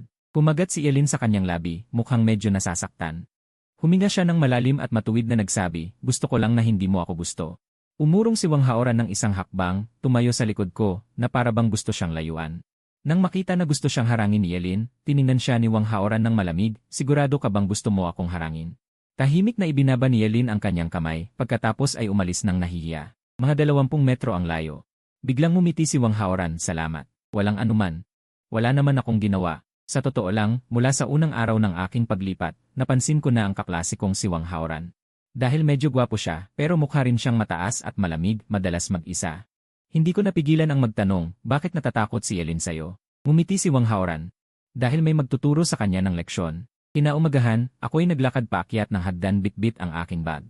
Pagdating sa palapag ng aming silid-aralan, lumingon ako sa koridor, biglang may narinig akong boses. Tumigil ako at lumingon. Sa sulok ng hagdan ay sumugod ang ilang kaklase na naghahabulan, tinatakpan ang taong hinahanap ko. Anong tinitingnan mo? Sumunod din si Xun Yanchu sa aking tingin. Lumingon ako. Si Xun Yanchu ay nakatayong tamad sa harap ko. Totoo kong sinagot, may hinahanap ako. Biglang lumabas si Lin Mingyao mula sa kung saan, masiglang nag-alok, sino? Tanungin mo ako. Walang tao sa gusaling ito na hindi ko kilala. Muntik akong matakot sa kanyang biglaang paglitaw, saan ka galing? Galing sa pagkuha ng tubig, itinuro ni Lin Mingyao ang dispenser sa gilid ng koridor, si Nian Jai ay sumama sa akin. Mas mabilis lang siyang lumakad kaysa sa akin. Noon ko lang napansin na pareho silang may dalang water bottles. Si Xun Yanchu ay may dalang isa pa, iyon ay akin. Medyo nagulat ako sa kanyang kabaitan. Mabilis akong lumapit at tumanggap, salamat. Walang anuman. Nagkataon lang. Si Xun Yanchu ay naghintay hanggang sa makalapit ako sa kanya, pagkatapos ay sabay kaming naglakad papunta sa silid-aralan. Sino ang gusto mong hanapin? Hindi ko rin alam kung sino siya. Siya ang taong nakasalubong ko kahapon pagkatapos ng klase. Nagtaas ng kilay si Xun Yanchu, babae. Pabirong-biro ni Lin Mingyao. Maganda? Pumasok ako sa silid-aralan at inayos ang baso ko, hindi naman. Umupo ako at binuksan ang takip ng baso, uminom ako ng isang higop, mainit-init pala. Si Lin Mingyao ay nakaupo sa harapan namin, handang mangialam hanggang sa huli. Kaya naghahanap ka ng lalaki. Bakit ka naghahanap ng hindi mo kilala? Nang tanungin ako, hindi ko napigilang sumulyap kay Xun Yanchu. Nakita ko ang walang ekspresyon niyang mukha na may bahagyang pagkibot. Itinaas niya ang kilay at nagtanong ng may pagtataka. Ano? Nagsimulang maging excited si Lin Mingyao. Oho, mukhang may kinalaman kay Nian Jay. Tumango ako ng mariin, at sa ilalim ng tingin nilang dalawa, simpleng isinalaysay ang pangyayari. Pero itinago ko ang paglabas ko ng bank card at ang pagsasauli nito, sinabi ko lang na hindi ko tinanggap ang pera ng kabilang panig. Matapos kong sabihin, natahimik ang lahat saglit, pagkatapos ay sabay na nagsalita ang dalawa. Si Xun Yanchu ay malamig na nagtanong. Hindi niya sinabi ang pangalan niya. Nag-alinlangan si Lin Mingyao. Nian Jai. Nagkakahalaga ka lang ng ilang libo. Nagtinginan ang tatlo sa katahimik na tumawa. Si Xun Yanchu ay ngumiti ng pilit kay Lin Mingyao. Ilang libo lang. Nian Jai. Nagbibiro lang ako. Humalakhak si Lin Mingyao ng 2 beses, saka nagtanong ulit sa akin. Kaya alam mo kung saang klase siya. Ika-9 na klase. Isang walang emosyong boses ng lalaki ang sumagot. Si Wang Haoran ay pumasok mula sa likurang pinto ng walang pakialam, at sa tingin naming tatlo, tahimik na nagpaliwanag. Dumaan lang ako. Nagtaka si Lin Mingyao. Dumaan ka lang, okay lang. Pero paano mo nalaman na ang sinasabi namin ay taga-ika-9 na klase? Sabi ko lang, kahapon ay dumaan ako at nakita ko. Kaya alam kong taga-ika-9 siya, pero hindi ko alam ang pangalan. Tumingin si Lin Mingyao kay Xun Yanchu. Sa tingin ko, alam ko na kung sino siya. Ang mga lalaki sa ika-9 na klase na mahilig magulo, hindi higit sa 2. Tumango si Xun Yanchu at nagkaintindihan sila ng tingin. Si Lin Mingyao ay tumingin sa kanya. Pabulong na tanong, kakausapin ko si Wang Haoran para kumpirmahin. Pagkarinig ko, mabilis kong sinabi. Tanungin mo lang ang pangalan para sa akin. Puro lang ako curious. Pumirma si Lin Mingyao ng TOK na kamay. Pagkatapos niyang tumayo, kumuha si Xun Yanchu mula sa bag niya ng isang takeout box para sa akin. Mga siomai ni Chen Jie. Nagulat ako. Para sa akin ba yan? Ang sarap ng siomai nila. Bahagyang umubo si Xunyanchu, ginamit ang kamay para ayusin ang mga hibla ng buhok sa noo, at sinadyang tumingin sa bintana. Bumili ako ng marami kaninang umaga, hindi ko naubos. Si Lin Mingyao, na hindi pa lumalayo, ay tumigil at napatingin ng hindi makapaniwala. Kung hindi siya nagkakamali, kaninang umaga ay nakita niya si Xunyanchu sa paaralan. May isang tao na bumaba ng sasakyan at naglakad para bumili ng siomai. Sabi niya hindi siya busog sa almusal sa bahay. Paano naging bumili ng marami iyon? Tiningnan ni Lin Mingyao ako na tuwang-tuwa na tinanggap ang siomai. Alam niya na ito ang paborito kong kainin. Sa tabi ko, napalingon si Xunyanchu pero hindi niya napigilang ngumiti. Mabilis na umiling si Lin Mingyao at iniisip na may mga bagay na mas mabuting kalimutan na lang. Dahan-dahan kong binuksan ang takeout box. Habang pinapanood si Lin Mingyao na tumakbo papunta sa pwesto ni Wang Haoran, bumulong ako. Lumingon si Xunyanchu. Anong sinabi mo? Sabi ko, gwapo si Wang Haoran. Kung babae ako, magpapakatanga ako sa kanya. Nang makita akong huminto sa paggalaw, tahimik na kinuha ni Xunyanchu ang disposable chopstick sa loob ng bag. Binuksan ang balot at ibinigay sa akin. Nagpasalamat ako ng mahina at nagtaka kung bakit hindi siya sumagot. Kahit isang sulyap ay hindi niya ibinigay kay Wang Haoran. Hindi ko napigilang tanungin, hindi mo ba siya tingin na gwapo? Talagang tingin ko, siya ang pinakagwapong lalaki sa klase natin. Si Xunyanchu ay mataman lang na tumingin sa akin. Medyo malamig ang boses. Hindi. CJ. Baka magkaiba lang ang panlasa ng mga babae at lalaki. Sa ikalawang taon ng high school, sa mahabang pahinga, kailangan naming tumakbo sa palaruan. Pagbalik ko sa silid-aralan mula sa banyo, karamihan sa mga kaklase ay bumaba na. Ang pangalawang monitor ay nakatayo sa podyum at nagmamadali. Bilis, bilis, bumaba na kayo. Mamaya sasabihin naman na ang klase natin ang pinakamabagal. Si Wang Haoran ay lumapit sa pangalawang monitor para humingi ng pahintulot. Pangalawang monitor. Sumasakit ang ulo ko at mahina ang lagnat, hindi ako komportable. Pwede ba akong hindi sumama? Nang marinig ito, nag-alinlangan ang pangalawang monitor. Hindi pwede. Kahapon sinabi ng prinsipal na mag-ikot siya sa mga silid-aralan. Sa lahat ng silid-aralan, hindi pwede mag-iwan ng kahit sino. May dalawang lalaki na dumaan sa likod niya palabas ng pinto. Habang naglalakad, lumingon sila kay Wang Haoran at pabulong na nag-uusap. Kahapon sinabi ng advisor na lahat ay dapat bumaba para tumakbo. Magpaalam pa siya. Sadyang ginagawa ba ito? Ewan ko kung bakit siya nagpapanggap na mayabang. Nakakainis. Tahimik akong lumapit kay Wang Haoran. Nakita ko ang mukha niya, mas maputi kaysa kaninang dumating siya. Namumutla rin ang labi. Pusang loob kong inilapag ang kamay ko sa balikat ni Wang Haoran at sinabi, Haoran. Sabay tayong bumaba. Pagkatapos, humingi ka ng pahintulot sa advisor. Hindi tinanggihan ni Wang Haoran ang kabutihan ko. Tama, may gamot sa bag ko. Kapag umakyat ka na, pwede mong kunin ito. Nasa lihim na kompartimento, bahagyang tumango si Wang Haoran at nagsabi, Salamat, babayaran kita. Nang marinig ko yon, mumiti ako.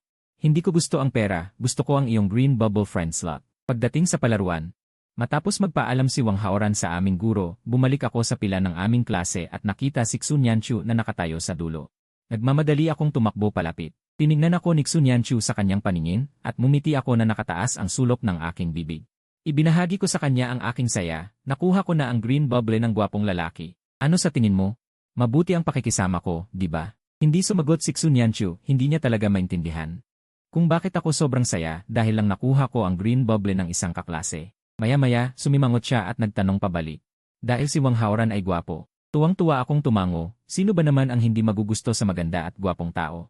Nakakapagpaganda ng paningin, di ba? At saka, ang taas ng tingin sa'yo kapag kasama ang gwapo. Sapat na ba ang maganda lang? Nag-alinlangan si Xunyanchu, ako ba ay mabuti? Noon ay biglang tumugtog ang musika para sa umagang ehersisyo.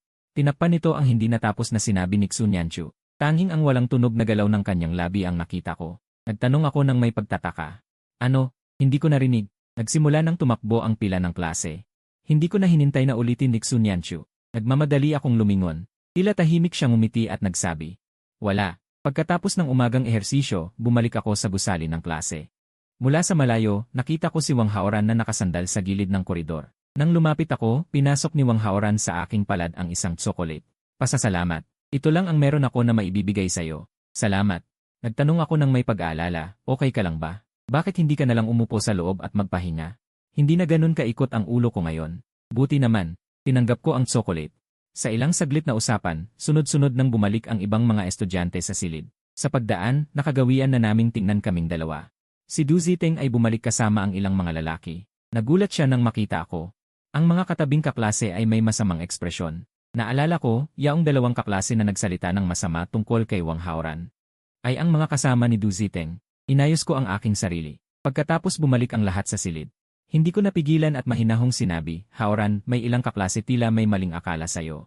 Sa oras na yon, naguguluhan ako sa aking puso, hindi ko alam kung paano sasabihin kay Wang Haoran ang mga masasakit na salitang iyon. Hindi ko inaasahan na ang taong pinag-uusapan ay tila nakakita agad. Ngumiti siya, narinig mo bang sinasabi nila ang masama tungkol sa akin? Hindi iyon maling akala. Ayaw lang nila sa akin. Lalo akong naguluhan. Bakit? Nang makita ang pagkalito ko, bihirang ngumiti si Wang Haoran. Nagpaliwanag siya, dati, may ilang babae na nagbigay sa akin ng liham ng pag-ibig. Simula noon, nagbago na ang lahat. Tila isa sa mga babaeng iyon ay ang lihim nilang iniidolo. Hindi ko talaga alam kung paano ilarawan ang aking pagkainis. Nagtaas ng kilay si Wang Haoran, ang marunong ay hindi pumapasok sa ilog ng pag-ibig. Ang pag-ibig ay walang magandang wakas. Napatawa ako at medyo nanghina rin. Hindi mo maintindihan kung bakit bigla na lang may masamang hangarin ang mga tao sa'yo. Di ka ba nagagalit na ganun ang sinasabi nila? Medyo nakakainis, pero wala akong oras para makipagsismisan sa kanila, mahinang sabi ni Wang Haoran.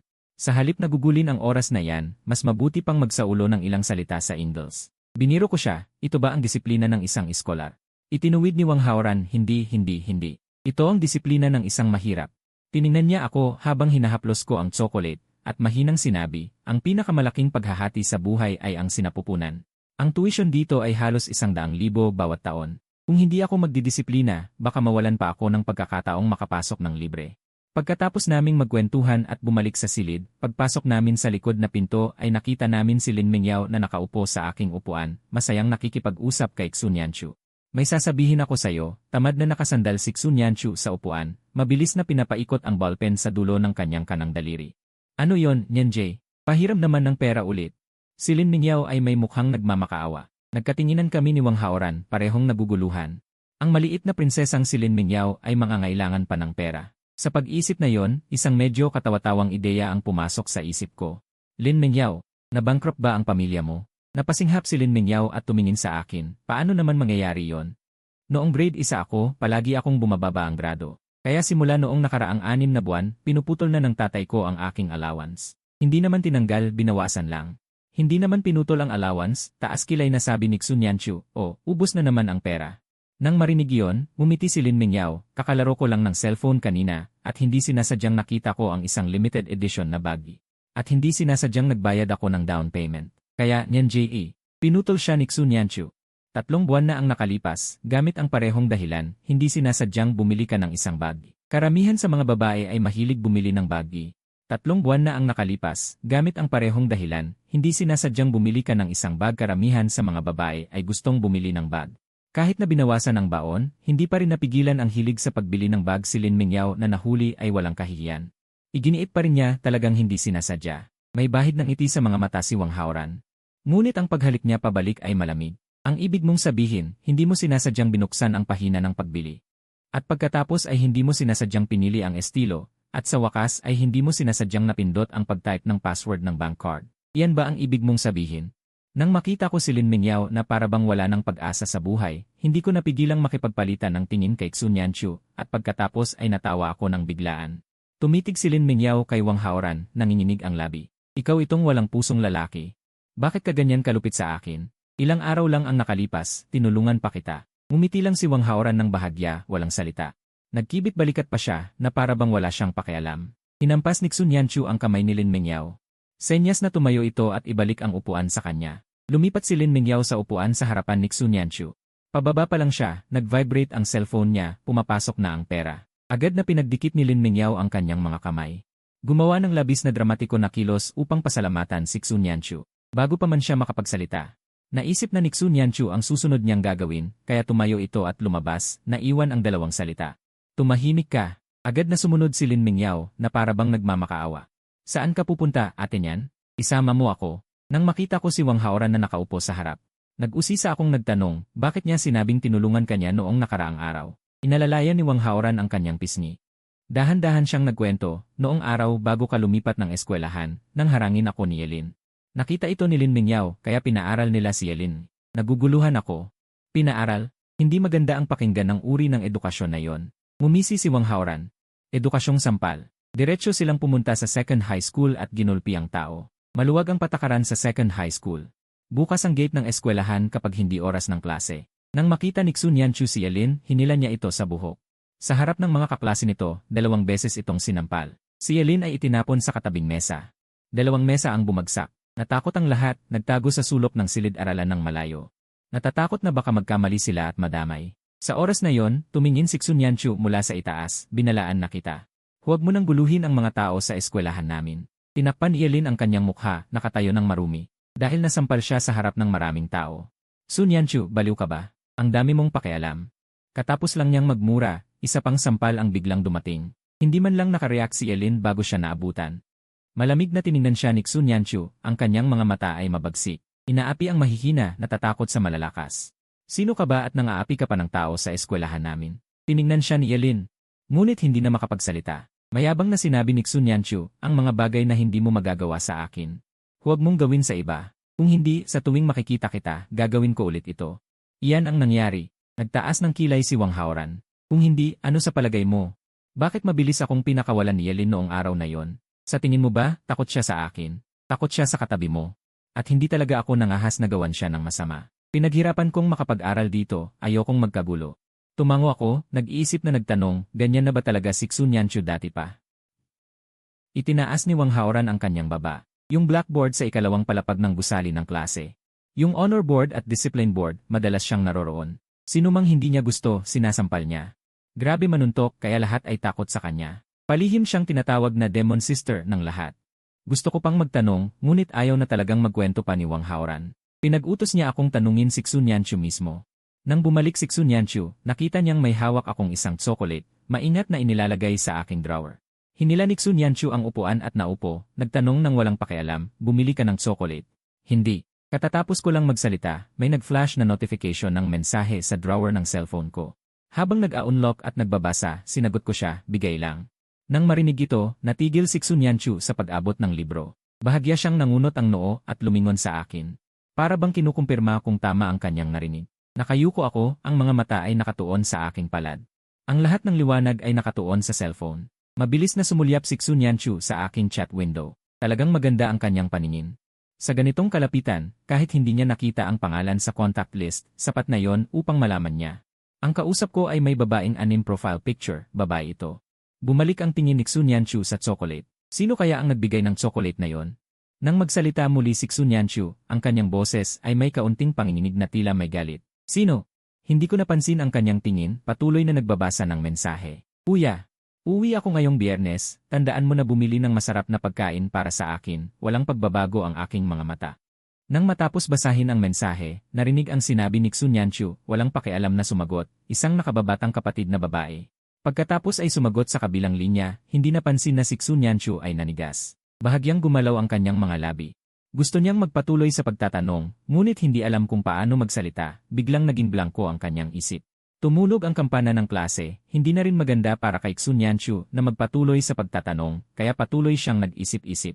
Sino ang nakababatang kapatid na babae? Sino? Siya ay isa lamang anak. Kaya sino ang nakababatang kapatid na babae na nagbibigay ng tsokolate? Si Xun Yanchu ay nakaupo ng walang isip, halos hindi makapaghintay sa pagtatapos ng klase. Nais niyang lumapit at magtanong, ngunit nang umikot siya, nakita niya akong nagbubukas ng balot ng tsokolate. Nakangiti kong inilagay ang tsokolate sa aking bibig. Nang makita ni Xun Yanchu na tumingin sa akin, pumungay ang aking bibig. Gamit ang aking mga mata, ano ang problema? Medyo nagalit si Xun Yanchu. Parang hindi na niya masabi. Maya-maya, mahinang nagtanong siya. Masarap ba? Tumango ako, pagkatapos kumain ay umungol ng yuenan. Masarap, puno ng ngiti ang mukha ko. Bumuntong hininga si Xun Yanchu. Maasim at mapait ang kanyang puso. Nyanji, gusto mo bang pumunta sa tindahan? Mainit na inanyayahan ni Lin Mingyao, agad tumayo si Xun Yanchu at lumabas, ang upuan ay inurong na may ingay na bang. Sige na, tulad ng dati, pumunta sila sa tindahan ng paaralan. Tahimik na kumakanta si Lin Mingyao habang binubuksan ang refrigerator. Nyanji, ano ang gusto mong inumin? Kahit ano. Kahit ano, ikaw na pumili. Unti-unting lumalayo ang boses, lumingon si Lin Mingyao ng may pagtataka.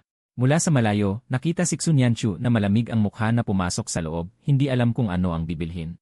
Nang lumabas muli, nakita si Xun Yanchu na may 3 pakete ng tsokolate sa kamay, inilapag ni Lin Mingyao ang inumin. Nyanji, hindi ka ba natatakot tumaba? Bakit bigla kang nagkagusto sa tsokolate? Naglabas ng pera si Xun Yanchu para magbayad. Masarap, sabay tingin sa mga pakete ng tsokolate. Biglang nagnais si Lin Mingyao, inabot ang kamay. Matagal na rin akong hindi kumain. Bigyan mo ako ng isang pakete. Agad tumanggi si Xun Yanchu. Kumuha ka na lang ng isa pang pakete para sa sarili mo. Nagniwi si Lin Mingyao. Sige na, hindi na lang ako kakain. Malapit na ang klase, umuwi na tayo. Nang malapit nang makarating sa silid-aralan, nakita ni Xu Nianchu sa dulo ng pasilyo. Ako ay nakikipag-usap sa isang babae, may hawak na bagay ang babae, parang ibibigay sa akin. Ang babaeng iyon ay hindi matangkad, parang itsura ng nakababatang kapatid na babae. Biglang mabilis na lumakad si Xu Nianchu. May galit sa mukha, nagtaka si Lin Mingyao. Ano bang problema ni Nianji? Sa kabilang banda, ang batang babae na kausap ko ay may hawak na notebook. Abala kita. Jiang, nasa loob ng notebook ang sulat, tila matagal na siyang nagdesisyon. Halatang kinakabahan ang mukha, ngunit matatag ang titig. Hindi ito tungkol sa abala. Hindi ko ito kinuha, iniisip kung ayaw tanggapin ni Wang Haoran, di mas madali para sa akin. Nahihiyang sabi ng babae, pero hindi ko siya kayang bigyan ng personal. Medyo nahiya akong kinuskos ang ulo ko. Pasensya na dahil ano ang ipinagsisisi mo? Mula sa likod, narinig ang malamig na boses ng babae, si Xu Nianchu ang sumingit, ang sinasabi ko ay kalahati pa lang. Lumingon ako at nakita si Xu Nianchu na lumapit, kasama si Lin Mingyao. Ang mas kakaiba, si Lin Mingyao ay may itsurang ikaw na naman habang nakatingin sa akin. Si Lin Mingyao ay nakatingin sa akin na parang ikaw na naman, ngunit wala akong oras para isipin ang kakaiba ni Lin Mingyao. Ang babae ay unang nag-ibaba ng kamay at itinago ang notebook. Mahinang sabi, Nianji. Tahimik na sumulyap si Xu Nianchu. Malamig na tanong niya, anong pakialam mo sa katabi ko? Humingi ng tulong sa kanya. Gusto ko sanang hilingin sa kanya na ibigay ang notebook na ito kay Wang Haoran. Lumiwanag ang mga mata ni Xu Nianchu. Para pala kay Wang Haoran. Hindi itong maliit na tanga. Sa pagkakataong ito, seryoso akong nagsabi, classmate. Hindi kita maaaring pagbigyan dahil hindi ko kayang kumatawan sa personal na kagustuhan ni Haoran. Mas mabuting ikaw na lang ang magbigay. Bumuntong hininga ang babae, pero paano kung hindi niya tanggapin ang ibibigay ko? Naintindihan ni Lin Mingyao. Naglabas ng munting ulo, iyan ay problema mo na. Tumunog ang kampana ng klase. Ang ilang tao ay bumalik sa kanilang silid-aralan. Kapag kaupo ko pa lang, nakita ko ang isang magandang kamay. Inilagay ang bag na puno ng tsokolate sa aking mesa. Noon ko lang napansin na may hawak na merienda si Xu Nianchu. Bahagyang gumalaw ang kanyang kilay. Mahinang boses, para sa'yo. Ha? Bakit ang dami mong binili? Medyo naguguluhan ako, hindi ko mauubos mag-isa, sadyang marami lang ang nabili ko.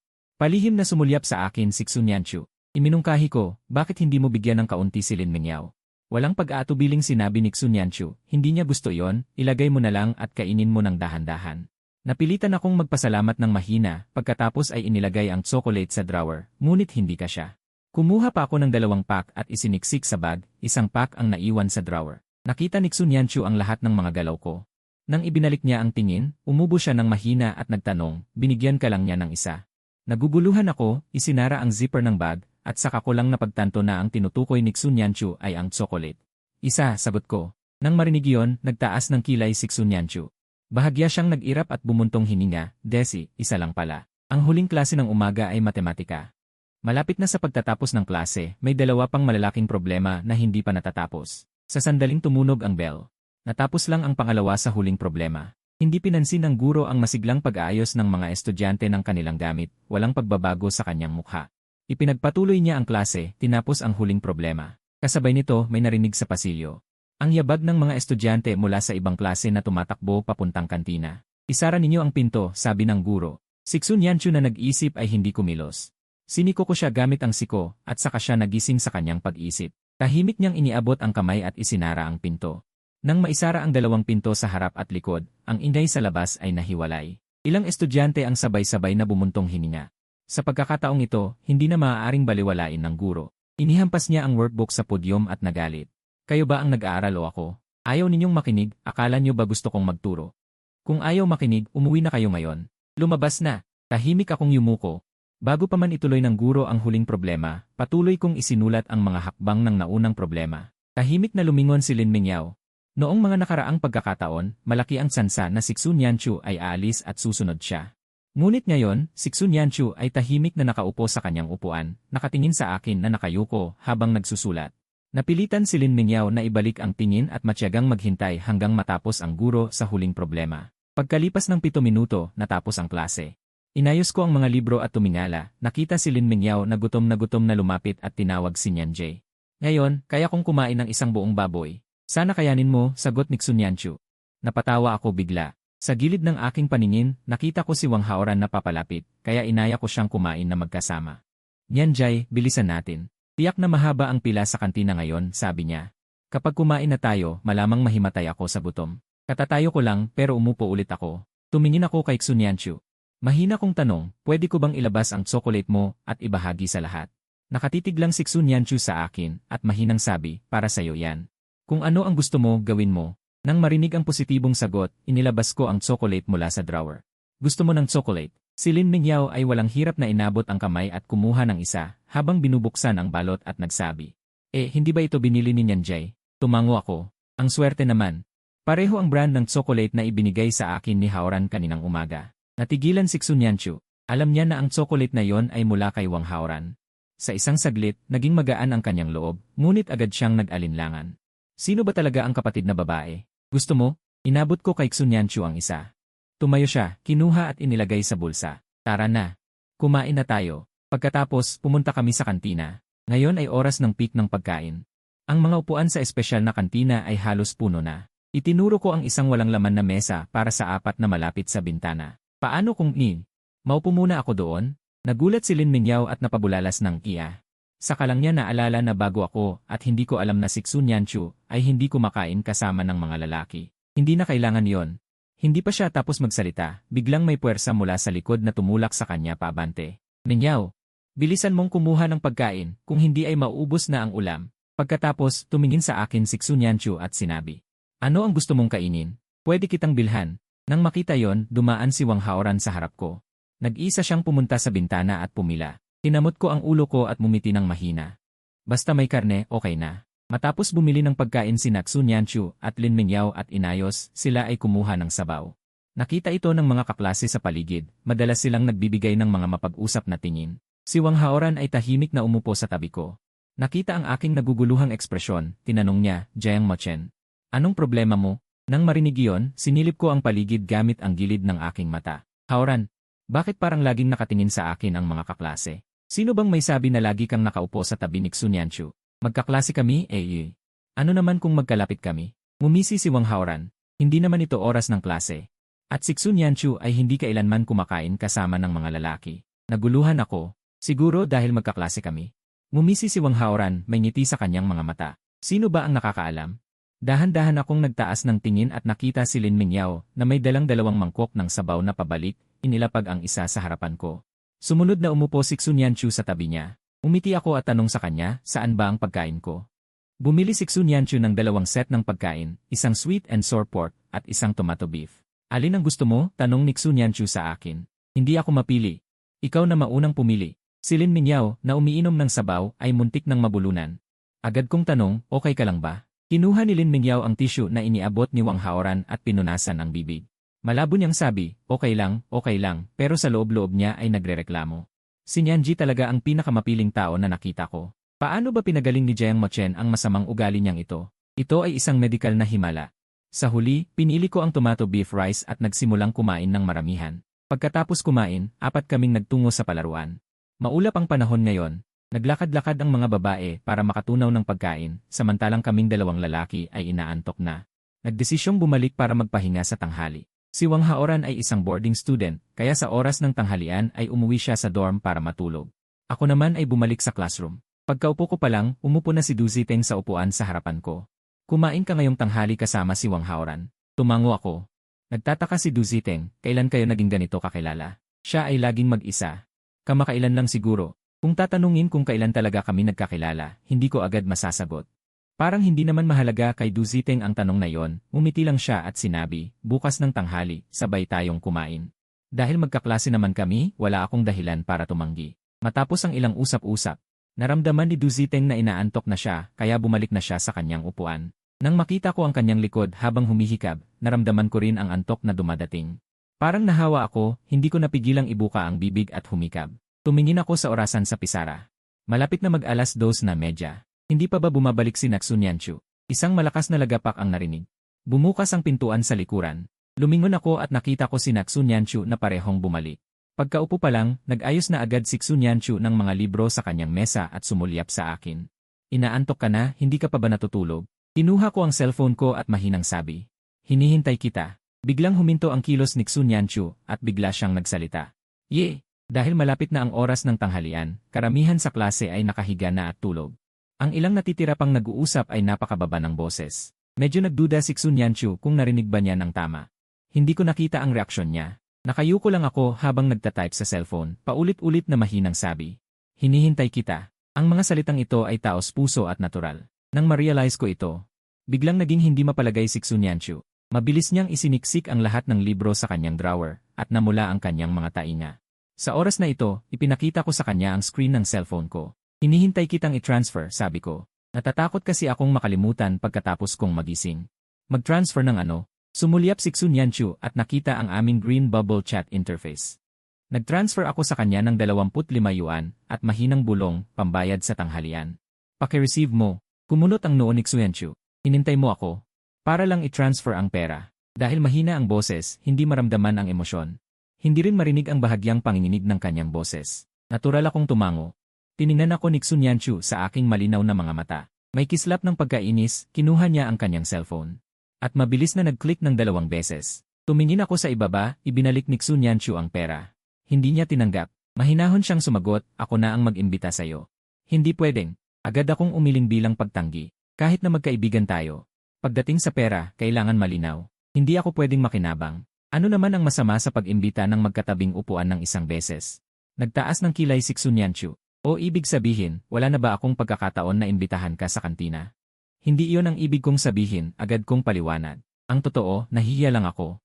Tiningnan ako ni Xun Yanchu. Kung talagang nahihiya ka, sagutin mo na lang ang isang tanong ko. Ano? Puno ng tanong ang mukha ko. Anong tanong? Tatanong lang ako ng basta-basta. Sandaling tumigil si Xun Yanchu, umiwas ng tingin bago magsalita. Ikaw may kapatid ka ba? Hindi inaasahang tanong, hindi ko inakala na ganito kabilis ang pagtalon ng usapan. Mahinang sagot ko, may isang nakababatang kapatid na babae. Babae. Biglang lumingon si Xun Yanchu, ang likod ng ulo niya ang nakita ko, hindi ko makita ang kanyang mukha. Nakita ko siyang hinawakan ang kanyang buhok, at pagkatapos ng mahabang sandali ay bumulong, ganoon ba? Kasabay ng pagtatapos ng kanyang salita, tumunog ang 12:30. Tumigil ang huling usapan sa classroom. Nakita kong hindi na nagsalita si Xun Yanchu, hindi ko na napigilan ang antok kaya nauna akong dumapa, iniisip ko na sa gabi ay yayayain ko siyang kumain. Inaalala ko ito hanggang sa pagdating ng hapon pagkagaling sa klase, agad kong inalok na siya ay pakainin. Hindi agad sumagot si Xun Yanchu, iniisip niya kung tunay ba akong may gusto na siya ay kumain o babayaran lang ang tanghalian. Ngunit bago ko pa marinig ang kanyang sagot, narinig ko ang boses ni Lin Mingyao na nagsabing, ano ang kakainin? Bitbit ni Lin Mingyao ang kanyang bag sa balikat, papalapit para tawagin si Xun Yanchu na sabay umuwi, ngunit pagdating niya ay narinig niyang may mag-aalok ng libreng kainan. Kaya natuwa siya. Nagulat ako dahil balak ko lang talagang pakainin si Xun Yanchu. Sa isip ko, kami lang dalawa. Nang makita ni Lin Mingyao na hindi ako nagsalita, tumingin siya ng kakaiba kay Xun Yanchu. Nang makita niya ang mukha ni Xun Yanchu na tila nagsasabing, bakit hindi ka nalang mawala, sa kanya lang na-realize na parang may mali siyang nasabi. Nag-utal-utal si Lin Mingyao, ako eh. Pero ako naman ay bukas palad na nagtanong sa kanila. Ano ang gusto ninyong kainin? Ako na ang mag-ayos. Pagkasabi ko pa lang, nakita ko si Wang Haoran na papalapit, kaya agad ko siyang inanyayahan, Haoran. May oras ka ba mamaya? Sabay tayong kumain. Tumingin si Lin Mingyao kay Xun Yanchu na may pagkakonsensya. Ngumiti siya ng pilit at sinabing, Nyanji, sa pagkakataong ito hindi ko nakasalanan. Pagkalipas ng 15 minuto, nasa isang noodle shop na kami. Hindi naman mahal ang presyo dito. Malinis at masarap ang pagkain. Si Lin Mingyao ang pumili ng lugar, kahit alam niyang may magandang kalagayan ang pamilya ko. Ayaw pa rin niyang pumili ng masyadong mahal na lugar, baka mabigatan ang loob ng iba. Ang maliliit na noodle dito ay masarap lahat. Halos walang palpak. Sabi ni Lin Mingyao habang itinulak ang menu sa harap namin, tingnan nyo. Nang sandaling iyon, pumasok ang 3 tao sa tindahan. Pagdating niya, nakita niya ang mesa namin at sinabing, ang galing ng pagkakataon. Ngumiti ako bilang tugon, nga, ang galing nga. Ngumiti lang si Lin Mingyao, hindi nagsalita, iniwan si Wang Haoran at Xun Yanchu. Pareho silang tumingin sa kanya, bilang pagbati. Hindi naman nagalit si Du Ziteng. Marahan siyang nagtanong, pwede ba akong sumama sa inyo? Narinig ko ito at nagulat. Dahil ang mesa namin ay 4 na upuan na nakadikit sa pader, puno na ito. Inilipat ni Wang Haoran ang ekstrang upuan sa ilalim ng mesa. Na may 2 bag na nakapatong. Pasensya na, wala nang upuan. Mahinahon ang kanyang tono, hindi maramdaman ang pagsisisi, pero wala ring mapupuna. Bago pa makapagsalita si Du Ziteng, itinaas ni Wang Haoran ang kanyang baba at sinabing, meron pang upuan sa mesa ng kaibigan mo. Mukhang ayaw kanilang iwan. Nakita ito ni Du Ziteng kaya ngumiti na lang siya, nagkunwaring biglang naalala. Tingnan mo ako, sa sobrang excitement nakalimutan ko ang mga kaibigan ko. Sige, sabay na lang tayong kumain muli. Pagkatapos ng maliit na insidente, nagkwentuhan kami ng masaya. Hindi nagtagal, nagdala ang may-ari ng 2 mangkok ng maliit na noodle. Ang 2 ito ay may konting anghang, ito ang in-order namin ni Xunyanchu, sabi ni Lin Mingyao. Tungkol sa pagtutugma ng panlasa namin ni Xunyanchu, nagtanong siya ng may pagtataka, ikaw ba ay tulad ni Nyanji na konting anghang lang ang kaya? Nagdadagdag ako ng silantro sa mangkok, tumigil ako nang marinig ang tanong, at tumango bilang pagsang-ayon. Dahil noong bata ako, nakatira ako sa Yicheng. Doon ay mahina ang lasa ng pagkain. Pagkasabi ko, muntik nang tumalon si Lin Mingyao, naku, si Nyanji dati ay nakatira rin sa Yicheng. Ang galing ng pagkakataon. Ang sagot na ito ay nagpasaya sa lahat. Tinitigan ko si Xunyanchu ng diretsyo. Naghihintay na kumpirmahin ng mismong tao. Bahagyang yumuko si Xunyanchu, tinakpan ng kanyang buhok ang kanyang mga mata. Nakita ko lang na nakaangat ang kanyang mga labi at walang pakialam na sumagot ng sandali lang. Natuwa si Lin Mingyao, ay ito na ang tinatawag na tadhana. Ngumiti rin si Wang Haoran at sumang-ayon, ang tadhana ay tunay na hindi mailalarawan. Mabilis naming naubos ang noodle. Ibinaba ko ang aking chopstick at balak kong tawagan si Wang Haoran para humingi ng tissue. Bago pa ako makapagsalita, tahimik na naglabas si Xunyanchu ng tissue at inabot sa akin. Parang isang tahimik na pagkakaintindihan. Kinuha ko ito at bahagyang nahawakan ng aking daliri ang kanyang mainit na balat. Sandali lang, ngunit parang may kumalabit sa puso ko. Sinabi ko ang salamat sa aking mayamang boses. Dumating ang Biyernes ng umaga. Gaya ng dati, sumakay ako ng taxi papuntang eskwela, may suot na earphones. Sandaling pumikit at sumandal sa upuan habang nakikinig ng musika. Nang maramdaman kong bumagal ang takbo, iminulat ko ang aking mga mata at nakita kong umuulan na sa labas. Malakas na hinahampas ng ulan ang bintana sa likuran. Narito na tayo, sabi ng driver habang lumingon. Nang makita niyang wala akong payong, mabilis siyang tumawag, estudyante. Gusto mo bang manghiram ng payong? Hindi na, salamat po. Ginamit ko ang aking bag bilang panakip sa ulo at mabilis na tumakbo papunta sa pintuan ng eskwela. Buti na lang at may tent mula sa pintuan hanggang sa gusali ng klase. Tinapik ko ang tubig sa aking damit at nang umabante ako ng 2 hakbang, may isang patak ng tubig ang bumagsak sa aking ulo. Tumama mismo sa mukha ko. Wala akong masabi. Kaya pala lahat ng nasa ilalim ng tolda ay may dalang payong. Bakit may tagas itong tolda? Sa malayo, makikita na lahat ng pinagdugtong ng mga tolda ay tumutulo. At may ilang tolda na sira na mismo sa gitna kaya tumutulo. Pumunas na lang ako sa mukha at muling itinaas ang bag ko sa ulo. Naging madilim ang paningin ko sa gilid. Isang payong. Lumingon ako. Dahan-dahang bumaba ang kamay kong nakataas. Muling lumitaw ang pamilyar na mukha sa aking paningin. Bakit wala kang dalang payong? Si Xunyanchu ay may dalang payong pero nakasandal ito sa akin. Dahil bigla siyang lumitaw. Natigilan ako sandali at sinabing nakalimutan ko. Iniabot sa akin ni Xunyanchu ang payong. Kunin mo na. Umiling ako at hindi ito kinuha. Ikaw? Hindi ba nandito ako? Biglang sumambulat si Lin Mingyao na nasa likod at may dalang payong. Nagulat ako. Nakita ang reaksyon ko na inis si Lin Mingyao. Hindi ba? Hindi mo ako nakikita. Hindi ko siya nakita pero nahihiya akong sabihin. Kinuha ko na lang ang payong at pinalitan ang usapan. Ang galing ng pagkakataon. Hindi. Diretsahan ni Lin Mingyao, nakita ni Nyanjay na wala kang payong, kaya lumipad kami dito. Tiningnan siya ni Xunyanchu ng tahimik, senyasan na tumigil na siya. Natigilan ako sandali. Bulong ko, lumipad. Hindi nakita ni Lin Mingyao ang ekspresyon ni Xunyanchu. Patuloy siyang nagkwento ng masigla. Si Nyanjay, parang kumakarera ng 100 metro, sumugod dito. Hindi ba parang lumilipad sa lupa? Ako nasa likod niyan. Lumingon si Xunyanchu at umalis. Tara na, wag tumayo dito nakaharang. Gising na gising si Lin Mingyao sa pagkukwento. Naputol siya. Sumunod ako kay Xunyanchu at taos pusong nagpasalamat. Pero matigas ang bibig ni Xunyanchu. Naiinip lang ako sa bagal niya. Si Lin Mingyao sa likod ay nasaktan ng walang dahilan. Bigla siyang tumigil sa pagsunod. Hayaan mo si Xunyanchu na tamaan ng kahoy. Galit na galit si Lin Mingyao. Lumingon ako sa akin sa harap at nagpasalamat din sa kanya. Biglang nawala ang kakaibang agwat. Wag na yung pasalamat. At masayang sumunod si Lin Mingyao, iniabot ang payong kay Xunyanchu. Kaisa-isa na tayo. Bulong ko, kaisa-isa. Hindi ba bumili ka ng pagkain para sa amin kahapon? Unang beses na may lalaki na nag-alok sa akin at kay Nyanjay ng pagkain. Kaya, kaisa-isa ka na. Dahil walang reaksyon si Xunyanchu, dagdag pa ni Lin Mingyao. Ang daming lalaki na gustong mag-imbita sa amin na kumain, pumila hanggang 10 kalye sa labas ng eskwela, pero lahat sinipa at pinalayas ni Nyanjay. Naiiyak na to. Paminsan-minsan ay tinititigan siya ni Xunyanchu, gusto niyang dikitan ng tape ang bibig nito. At hindi ko napigilan ang tawa ko. Si Lin Mingyao ay isang tunay na komedyante. Tuwing Biyernes, parang mas matagal ang araw. Pagka-out ng hapon, sabay kaming lumakad ni Wang Haoran. Dala-dala niya ang maleta niya. Astig pa rin ang lakad niya. Hindi ako nag-atubiling purihin, ang gwapo talaga ng gwapo.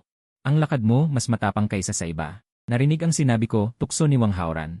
Ano, gusto mo ako? Kahit biro lang ang tanong. Pareho pa rin ang tono, kalmado. Pero napatawa ako ni Wang Haoran. Pusa akong lumapit at inilapag ang kamay ko sa balikat niya. Tumango ako at ngumiti si Wang Haoran at nagkibit balikat, sinadyang hindi ako patuluyin. Kahit gusto mo ako, pag-iisipan ko pa. Pilit ko siyang hinawakan sa balikat. Sige, gwapo, dahan-dahan mong pag-isipan. Sa may gate ng eskwela. Nagpaalam ako kay Wang Haoran at lumingon para pumunta sa direksyon ng taxi. Biglang may pamilyar na boses na tumawag sa akin. Sa hindi kalayuan, may babaeng nakaputing damit. Kumakaway sa akin. Ang sariwang mukha at matamis na ngiti, bigla siyang naging sentro ng atensyon sa gate ng eskwela. Naglakad ako palapit. Sukinyan, bakit ka nandito? Siyempre, para sunduin ka pauwi. Mas maaga ang out ko kaysa sayo. Sabay turo ni Sukinyan sa tabi ng kalsada. Isang taxi na nakabukas ang hazard lights. Ate, tara na. Pagkaakyat ng dalawa sa taxi, umalis ito. Sa gate ng eskwela. Lumabas si Xun Yanchu at Lin Mingyao at tinitigan ang direksyong iyon. Tahimik silang lumapit kay Wang Haoran. Usyoso si Lin Mingyao, sino yung kasama ni Jiang Mochen? Alam mo ba? Mukhang close sila. Sulyap ni Wang Haoran sa cold face ni Xun Yanchu at walang pakialam na sumagot. Unang beses ko rin siyang nakita. Sakto ang timing ng dalawang ito. Nung sumigaw ang babae ng ate ng malakas. Wala silang narinig. Sa pag-isip na ito, dagdag ni Wang Haoran. Pero kahit papaano, alam natin na maganda siya. Pagkatapos na inisin ang tao ng hindi direkta. Agad na umalis si Wang Haoran gamit ang dahilan at hinawakan ni Lin Mingyao ang kanyang ilong, Nay. Pumunta ka sa bahay namin para kumain. Nagpatayo ako ng masasarap na pagkain, abangan mo mamaya ng busog at lasing. Sabay tayong manood ng serye. Mahinang sabi ni Xun Yanchu. Ngayong gabi, manood hanggang mabusog. Pagkaupo pa lang, agad akong tiningnan ni Sukinyan at tinanong. Ate, maganda ba ang bagong paaralan? Tanong niya. 3 beses na niya itong itinanong sa WeChat, naiiling kong sabi habang nakatingin sa kanya. Okay naman lahat, pero hindi ka na nagmemensahe sa akin. Hindi pa rin tumigil si Sukinyan. Tumingin ako sa kanya, medyo naiinis, nagmemensahe naman ako sa'yo. Alam mo ba kung ano ang ibig sabihin ng mag-inisyatiba? Sabi ni Sukinyan at nilabas ang chat history nila, kahit araw-araw silang nag-uusap. Pero karamihan, si Sukinyan ang nagbabahagi ng mga video links o nagtatanong. Minsan sumasagot ako, minsan nakakalimutan ko, pero alam kong okay lang iyon. Dahil magmemensahe pa rin si Sukinyan ilang beses araw-araw. Hindi lumalamig ang pagnanais niyang magbahagi dahil hindi ako sumasagot. Hindi pa kita sinasabi, hindi ba bawal ang cellphone dyan? Ang boarding school ni Sukinyan ay bawal ang cellphone para sa mga estudyante. Kung kailangan makipag-usap sa magulang, kailangan mag-apply sa guro para gamitin ang telepono ng paaralan.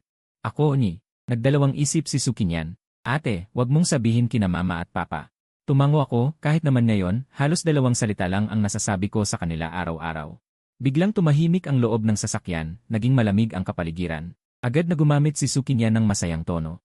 Sa bagong paaralan, kung may mga api sa'yo, sabihin mo sa akin. Nang makita ko siya, hindi ko napigilang umiti, kahit sabihin ko, anong magagawa mo? Bata ka pa. Hindi naman para makipag-away. Pinaamo ni Sukinyan ang kanyang mga kuko. Sasabihin ko kay Papa, para lumipat ka sa paaralan namin. Ako na bahala sa'yo. Nang marinig ko yon, may kumurot sa puso ko. Ang ganitong tapat at masigasig na pagmamahal ay nagpapainit at nagpapalungkot sa akin. Umiti ako, alam ko. So, may nangaapi ba sa'yo? Parang gusto mo akong maapi. Nagwagayway ng kamay si Sukinyan, ate, hindi. Wala. Napabuntong hininga ako. Seryoso at tapat kong sinabi sa kanya, mabuti naman talaga ako dito. Inaalagaan ako ng mga kaklase. Masaya ako. Nang sabihin ko yon, unang pumasok sa isip ko si Xun Yanchu, pagkatapos ay si Wang Haoran. Kung alam ko lang na ang bagong katabi ko paglipat ay isang magandang babae na walang kapintasan, magsisisi lang ako na hindi ako maagang lumipat. Pag-uwi, naghanda si Sujayanan ng masaganang hapunan. Pagkatapos magluto, nagpalit siya ng kanyang suot na mahabang damit at inayos ang kanyang buhok. Siya ay isang napakagandang babae. Ito marahil ang dahilan kung bakit siya gusto ni Jiang Wei. Iba talaga siya sa tunay kong ina. Habang siya ay naghahain ng sabaw. Sabay tanong tungkol sa grades ni Sukinyan. Kumikislap ang kanyang mga mata, puno ng ngiti. Hindi niya itinatago ang pagmamahal at pagmamalaki sa kanyang anak. Si Sukinyan ay laging nagpapakalma sa kanya, magaling sa grades at ugali. Tuwing meeting, sobra-sobra ang mga parangal na dala-dala niya, inggit ang ibang magulang. Hindi ako makasali, tahimik lang akong nakikinig. Hanggang maubos ang sabaw sa bowl ko. Biglang tinanong ako ni Jiang Wei, Muchen, may pagsusulit ba kamakailan sa paaralan? Mahinahon kong sagot, wala. Sige, asawa. Naalala mo, dati kong sinabi na nagbukas ang kaibigan ko ng bagong karinderya. Bukas ang grand opening. Iniimbita tayong pamilya sa tanghali. Agad siyang tiningnan ni Jiang Wei, okay. Tayong mag-anak ay pupunta. Walang problema ba bukas yan? Wala. Tumingin sa akin si Sukinyan, ate, hindi na ako sasama.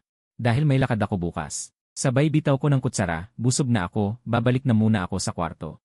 Dumating ang susunod na umaga. Nagpalit ako ng damit at handa nang lumabas. Wala naman akong gagawin ngayon. Ayoko lang sumama sa pamilya dahil ramdam ko na hindi ako gusto ni Sujayanan. Buti na lang, hindi ko rin siya gusto. Balak kong pumunta sa Central Library para manghiram ng libro at umuwi sa tanghali. Hindi ko inaasahan na makakakita ako ng kakilala. Bumili ako ng 2 inumin sa vending machine tapos inilagay ko ang isa sa mesa ng kakilala ko na nag-aaral ng mabuti. Tumingin si Wang Haoran, walang tunog na tanong gamit ang bibig. Bakit ka nandito? Umupo ako sa tapat niya, tiningnan ang kanyang mga learning materials. Itatanong ko sa'yo, bakit ka nandito? Naalala ko sinabi ng guro. Magaling sa pag-aaral si Wang Haoran. Kaya pala magaling, nag-aaral pa sa weekend. Umiti ng bahagya si Wang Haoran. Dahil mahaba ang sasabihin, pinili na lang niyang isulat ito sa scratch paper. At ipinasa sa akin. Kung hindi ka magsipag, paano ka makakakuha ng scholarship? Para bang gusto kong makasama kayong lahat sa iisang paaralan. Salamat sa inumin mo. Pagkalipas ng alas 12 ng tanghali, inanyayahan ko si Wang Haoran sa mall na malapit para kumain. Dahil sobrang saya sa hindi inaasahang pagkikita, nagkwentuhan at natuwa kami kaya napagpasyahan naming laktawan ang pag-aaral sa hapon. Manood ng pinakabagong sikat na sci-fi na pelikula sa malapit. Habang naghihintay ng showing, nag-post si Wang Haoran sa Moments. Sa kabilang banda, nagpuyat si Xun Yanchu sa Biyernes para manood ng serye, at sa bahay ni Lin Mingyao na mismo siya natulog.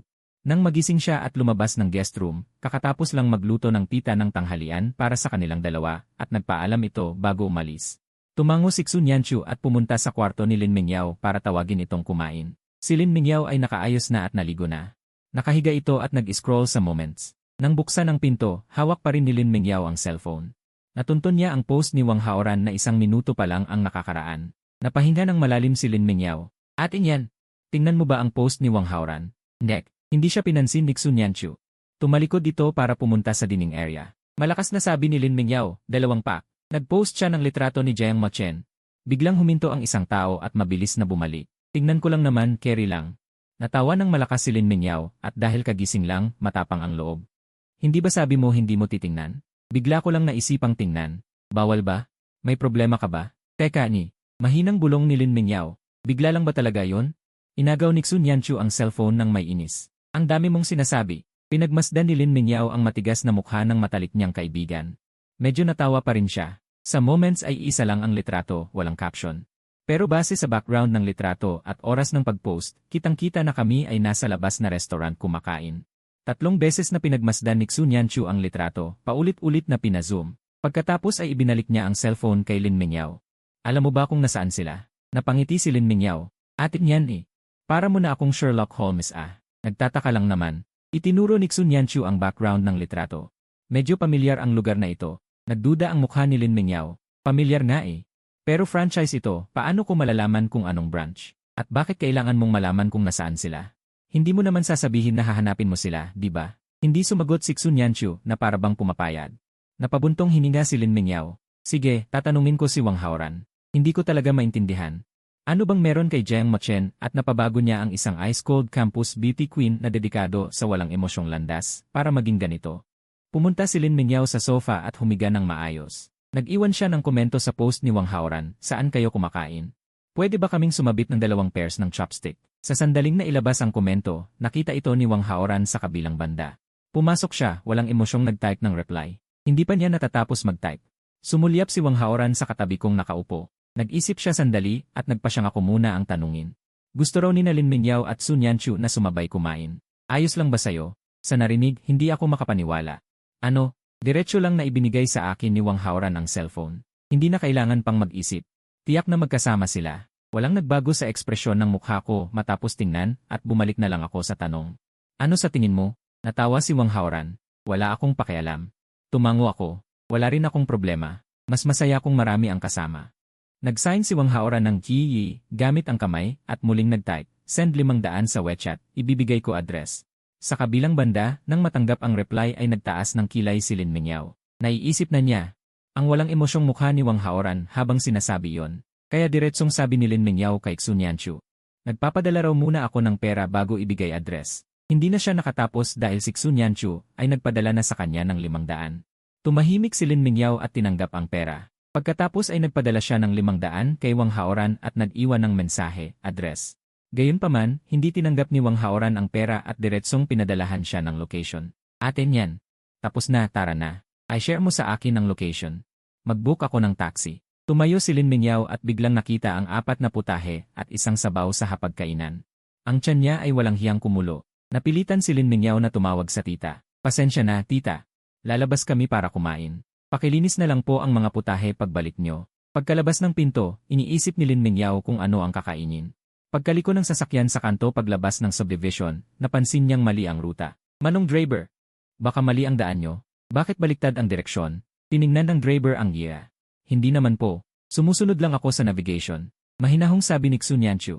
Sa amin muna, uwi muna ako para magpalit ng damit. Tahimik na pinagmasdan siya ni Lin Mingyao. Ano na ang nangyari sa damit ko? Dahil nagstay ako kagabi, suot niya ngayon ang damit ni Lin Mingyao. Si Xun Yanchu ay hindi nagbago ang mukha. Medyo maikli. Si Lin Mingyao ay walang masabi. Ano bang ginagawa ni ate niyan? Pero malapit lang ang bahay ni Xun Yanchu sa bahay ni Lin Mingyao. Sa sandaling iyon ng usapan. Malapit na ang sasakyan sa gate ng subdivision. 2 beses nag-vibrate ang phone ni Xun Yanchu. Kinuha niya ito, in-unlock at tiningnan. Ako ang nag-text sa kanya. Sabi ni Haoran na darating daw kayo ni Lin Mingyao para sabay kumain. Wala ba kayo sa bahay ngayon? Kakagaling lang namin sa bahay niya. Umiti si Xun Yanchu at nag-type ng sagot. Buti na lang gutom ako. Nagpadala ako ng picture ng menu at tinanong kung ano ang gusto niyang kainin. Tiningnan lang ni Xun Yanchu, sumagot ng 2 putahe, at ipinasa ang picture kay Lin Mingyao. Tingnan kung ano ang kakainin at sabihin sa kanya. Pagkasabi noon, sumakay si Xun Yanchu sa kotse at umuwi para magpalit ng damit. Pagkaraan ng ilang sandali, bumalik siya. Buong katawan niya, mula ulo hanggang paa, ay nagbago ng damit. Pati sapatos ay pinalitan. Nakasuot pa ng kwintas na hindi niya karaniwang sinusuot. Ang damit na ito ay nagbigay sa kanya ng aura na nagdagdag ng kaunting lambing. Hindi napigilan ni Lin Mingyao na humanga, wow. Ate niyan, ang ganda-ganda mo naman para akong tanga. Kaninang umaga basta na lang siya kumuha ng damit na isusuot. Bigla siyang nagsisi. Nang dumating sila sa restaurant, may sinasabi ako sa waiter. Sa gilid ng aking paningin, nakita kong kumakaway si Lin Mingyao sa amin. Tumingin ako at nagkasalubong ang mga mata namin ni Xun Yanchu. Sa sandaling iyon, bigla akong hindi makaalis ng tingin. Napatanga ako. Akala ko dahil araw-araw nakikita si Xun Yanchu, may resistensya na ako sa mga magaganda. Pero hindi pala. Si Xun Yanchu na nag-ayos ay nakakasira ulit sa depensa ng mga mahilig sa magaganda. Hindi napansin ni Lin Mingyao ang kakaiba ko. Bumati at umupo tapos nagtanong. Anong pinag-uusapan nyo? Hinawakan ko ang ilong ko. May nakita akong dessert na mukhang masarap. Gusto kong umorder pero hindi ko alam kung gusto nyo. Gusto ko. Si Lin Mingyao ay walang pakundangan na nagsabi, si ate niyan ay malamang. Gusto niyang sabihin si Xun Yanchu ay malamang ayaw kumain. Natatakot siyang tumaba kaya hindi siya kumakain ng mga ganyan. Pero si Xun Yanchu mismo ay sumabat na. Malamang gusto niya. Walang masabi si Lin Mingyao. Bakit nagbago si ate niyan? Nakita niya akong umiti at tumango. Tinawag ang waiter para magdagdag ng 2 dessert. Sa loob-loob niya, natutuwa siya na hindi siya nagkamali kanina. Nagtanong ulit si Lin Mingyao na paano kayo nagkakilala? Nang malaman na sa library sila nagkita sa pag-aaral, nagulat si Lin Mingyao at tiningnan ang bag ni Wang Haoran. Napabuntong hininga siya. Sa wakas alam ko na kung bakit ako ang huli sa klase. Wang Haoran, ang ganda na ng grades mo, pwede mo ba kaming mga bagsak bigyan ng daan? Pumaway si Wang Haoran. Hindi. Tumingin siya sa katapat. Gusto ko pang isang pagsusulit na lang para makalibre sa 3. Pwede mo ba akong bigyan ng daan? Ngumiti si Lin Mingyao. Noon, may pagkakataon din akong makalibre sa 3 pagsusulit. Kung hindi ako nag-exam noong high school entrance, ngayon sa high school, graduate studies, doctorate, lahat libre na. Si Xun Yanchu ay napailing sa sinabi ni Lin Mingyao. Ay, biro lang naman. Sabi ni Lin Mingyao at uminom ng isang malaking lagok ng tubig. Hindi ba nandito ang number 1? Tanungin mo kung paano siya nag-exam, kung normal na araw, kapag pinuri siya ng ganito. Si Xun Yanchu ay hindi pinapansin. Pero ngayon maganda ang mood niya, bihirang sumabay sa biro. Sagutan lang ang mga tanong sa papel. Hindi ko napigilang mapatawa. Hindi ko alam na nakakatawa pala ang kaklase ko. Naengganyo ang usapan. Inihagis ulit ni Lin Mingyao ang tanong sa akin. Jiang Mochen, kakalipat mo lang, hindi namin alam kung ano ang grades mo. Nang marinig ko yon, napabuntong hininga ako. Medyo lang. Ang problema, may mga subject akong mahina. Parang hindi maganda ang grades. Si Lin Mingyao ay natuwa na may kasama siya. Anong subject? Tinamot ko ang ulo ko. English, sabay na sabi ni Xun Yanchu. Si Lin Mingyao ay nagulat. Nanlaki ang mata niya at tumingin kay Xun Yanchu. Nang maramdaman ang nagtatakang tingin ng 3, saka lang napagtanto ni Xun Yanchu. Nakalabas pala ang nasa isip ko. Umubo siya ng bahagya, at medyo matigas na kinuha ang baso sa harap at uminom. Hula lang, malamang dahil hindi ako nakikinig sa English class. Kaya normal lang na mahulaan ni Xunyanchu. Si Lin Mingyao na hindi nakikinig sa kahit anong subject ay sumang-ayon, okay lang, hindi rin ako nakikinig. Ang English class ay sobrang nakakaantok, di ba? Nagmuni-muni ako. Umiling ako ng may kaunting hiya. Ewan ko, nakinig naman ako sa English teacher. Talagang ayaw ko ng English. Nang marinig yon, kumislap ang mga mata ni Xunyanchu, parang may naalala siyang eksena. Si Lin Mingyao ay nag-aalinlangan. Mas magaling ka pa sa akin. Pinisil ko ang labi ko. Pigil ko ang pagsabi ng salamat sa papuri. Naramdaman ni Lin Mingyao ang biglang pagbaba ng presyon sa tabi. Mabilis na nagpalit ng usapan. Anong plano niyo pagkatapos kumain? Nang malaman na manonood kami ng pelikula. Si Lin Mingyao ay nangahas na mag-alok na manood silang magkasama, at direktang naglabas ng cellphone para bumili ng tiket. Ngunit mayroon ng mga inihandang upuan si Wang Haoran. Dahil may mga tao na nakabili na sa paligid, siya ay napilitang bumili ng mga upuan sa ilang hanay sa harap. Pagkatapos kumain, ang grupo ay dumiretso sa itaas patungo sa sinehan. Si Xunyanchu ang nag-ayang bumili ng mga merienda at inumin. Sa pagpasok para i-check ang tiket, may dalawang lalagyan ng merienda si Xunyanchu at tinanong ako. Popcorn o French fries, alin ang gusto mo? Sa tabi, hinila ng isang tao ang manggas ni Lin Mingyao. Lumingon siya, at tahimik na sinabi ni Wang Haoran, hindi ako nagsuot ng salamin ngayon. Agad na naunawaan ni Lin Mingyao, ikaw at ako ay parehong malabo ang mata, sama-sama tayong umupo sa harap. Ang pelikulang ito ay isang science fiction. Nakaupo ako sa gitnang upuan ng sinehan, at nasa tabi ko si Xunyanchu. Kahit na sa paaralan ay magkatabi silang nakaupo, sa labas ay tila may kaunting kakaibang pakiramdam. Hinahawakan ko ang cellphone sa aking dibdib, at walang isip na nag-scroll sa screen, nag-ikot-ikot sa ilang api. Gayunpaman, hindi ko maiwasang sumulyap sa taong nasa tabi ko. Maya-maya, tinawag ko siya. Halos sabay-sabay na tumingin sa akin ang dalaga nang magsimula akong magsalita. Ang mga babae ba ay mahilig din manood ng mga ganitong sci-fi film? Sandaling tumigil si Xunyanchu. Sino ang nagsabing ang sci-fi film ay para lang sa Li? Ngunit bago pa niya matapos ang kanyang sasabihin, hindi niya napigilan ang kanyang katawan na manginig dahil sa lamig. Napahinto siya at suminghot, namumula ang kanyang balat. Bahagya akong ngumiti, sumulyap sa hita ni Xunyanchu, at mabilis na inalis ang aking tingin. Sa paaralan, ang suot na uniforme ay palda hanggang tuhod, ngunit ngayon ay may suot siyang palda na hanggang hita. Dahil nakaupo, ang palda ay lumiliit, mas maraming puting balat ang lumalabas. Napakababa ng aircon sa sinehan. Sa sandaling iyon, tumayo ako at magalang na sinabi, hintayin mo ako. Pupunta ako upang magtanong kung may maliit na kumot. Nang tumawid ako sa kanya ng ilang hakbang, bigla na lang may naalala si Xunyanchu. Bigla niyang hinawakan ang aking pulso. Sandali, sabi ko at lumingon. Itinaas ni Xunyanchu ang kanyang ulo at sinabi, kung mayroon, pwedeng kumuha ka rin ng isa para kay Mingyao. Tinignan ko ang bahagi ng aking hinawakan at umungol ng tiya, hindi maiwasang bumilis ang tibok ng aking puso. Maraming nakakatawang eksena sa pelikula, kaya madalas marinig ang tawanan sa buong sinehan. Ang popcorn at coke ay nasa armrest sa pagitan naming dalawa. Paminsan-minsan ay kumukuha ako at kumakain, at sa daan ay sumulyap kay Xunyanchu. Nakangiti siya ng bahagya. Mas malambing kaysa sa karaniwan. Sa kalagitnaan, may dadaan na tao palabas, at sa pag-ikot ay natamaan ang tuhod ni Xunyanchu. Inilalagay niya ang coke pabalik sa armrest, ngunit nang matamaan, nanginginig ang buong katawan niya, at natapon ang coke. Nahulog sa aking dibdib, ang salarin ay umalis ng walang kaalam-alam, naiwan si Xunyanchu at ako na naguguluhan. Makalipas ang isang segundo, sumandal si Xunyanchu at kinuha ang coke, sabay sabing nagmamadali. Pasensya na, buti na lang hindi natapon ang coke, tubig lang sa labas ng baso. Lahat ay kumapit sa aking damit, tiningnan ko at mahinang sinabing walang problema. Matutuyo din agad, mabilis na kumuha ng tissue si Xunyanchu at pinunasan ako pagkatapos ng 2 punas. Napansin kong hindi angkop ang posisyong ito, sa pamamagitan ng tela ng damit, ramdam na ramdam ang matigas at masiglang kalamnan sa ilalim. Napatigil si Xunyanchu at natuklasan niyang may abs ako. Nahawakan ng kanyang hinliliit ang mga ito. Hindi ko alam kung kailan, namula na ang kanyang mga pisngi. Pagkaraan ng ilang sandali, nagbalik loob si Xunyanchu at itinaas ang kanyang mga mata, handang humingi muli ng paumanhin, ngunit huminto ang kilos sa ilang sentimetro lamang ang layo mula sa aking mukha, napakalapit, parang konting galaw pa ay magtatama na. Ang liwanag ng screen ay sumasagi sa aking mukha, minsan maliwanag, minsan madilim. Nakalimutan ni Xunyanchu na siya ay nakasandal papalapit, nalampasan na niya ang gitnang armrest. Hindi inaasahan na ganito kalapit, tumingin siya sa aking mga mata at kilay na tila may sasabihin, ngunit hindi, at bahagyang nagulat.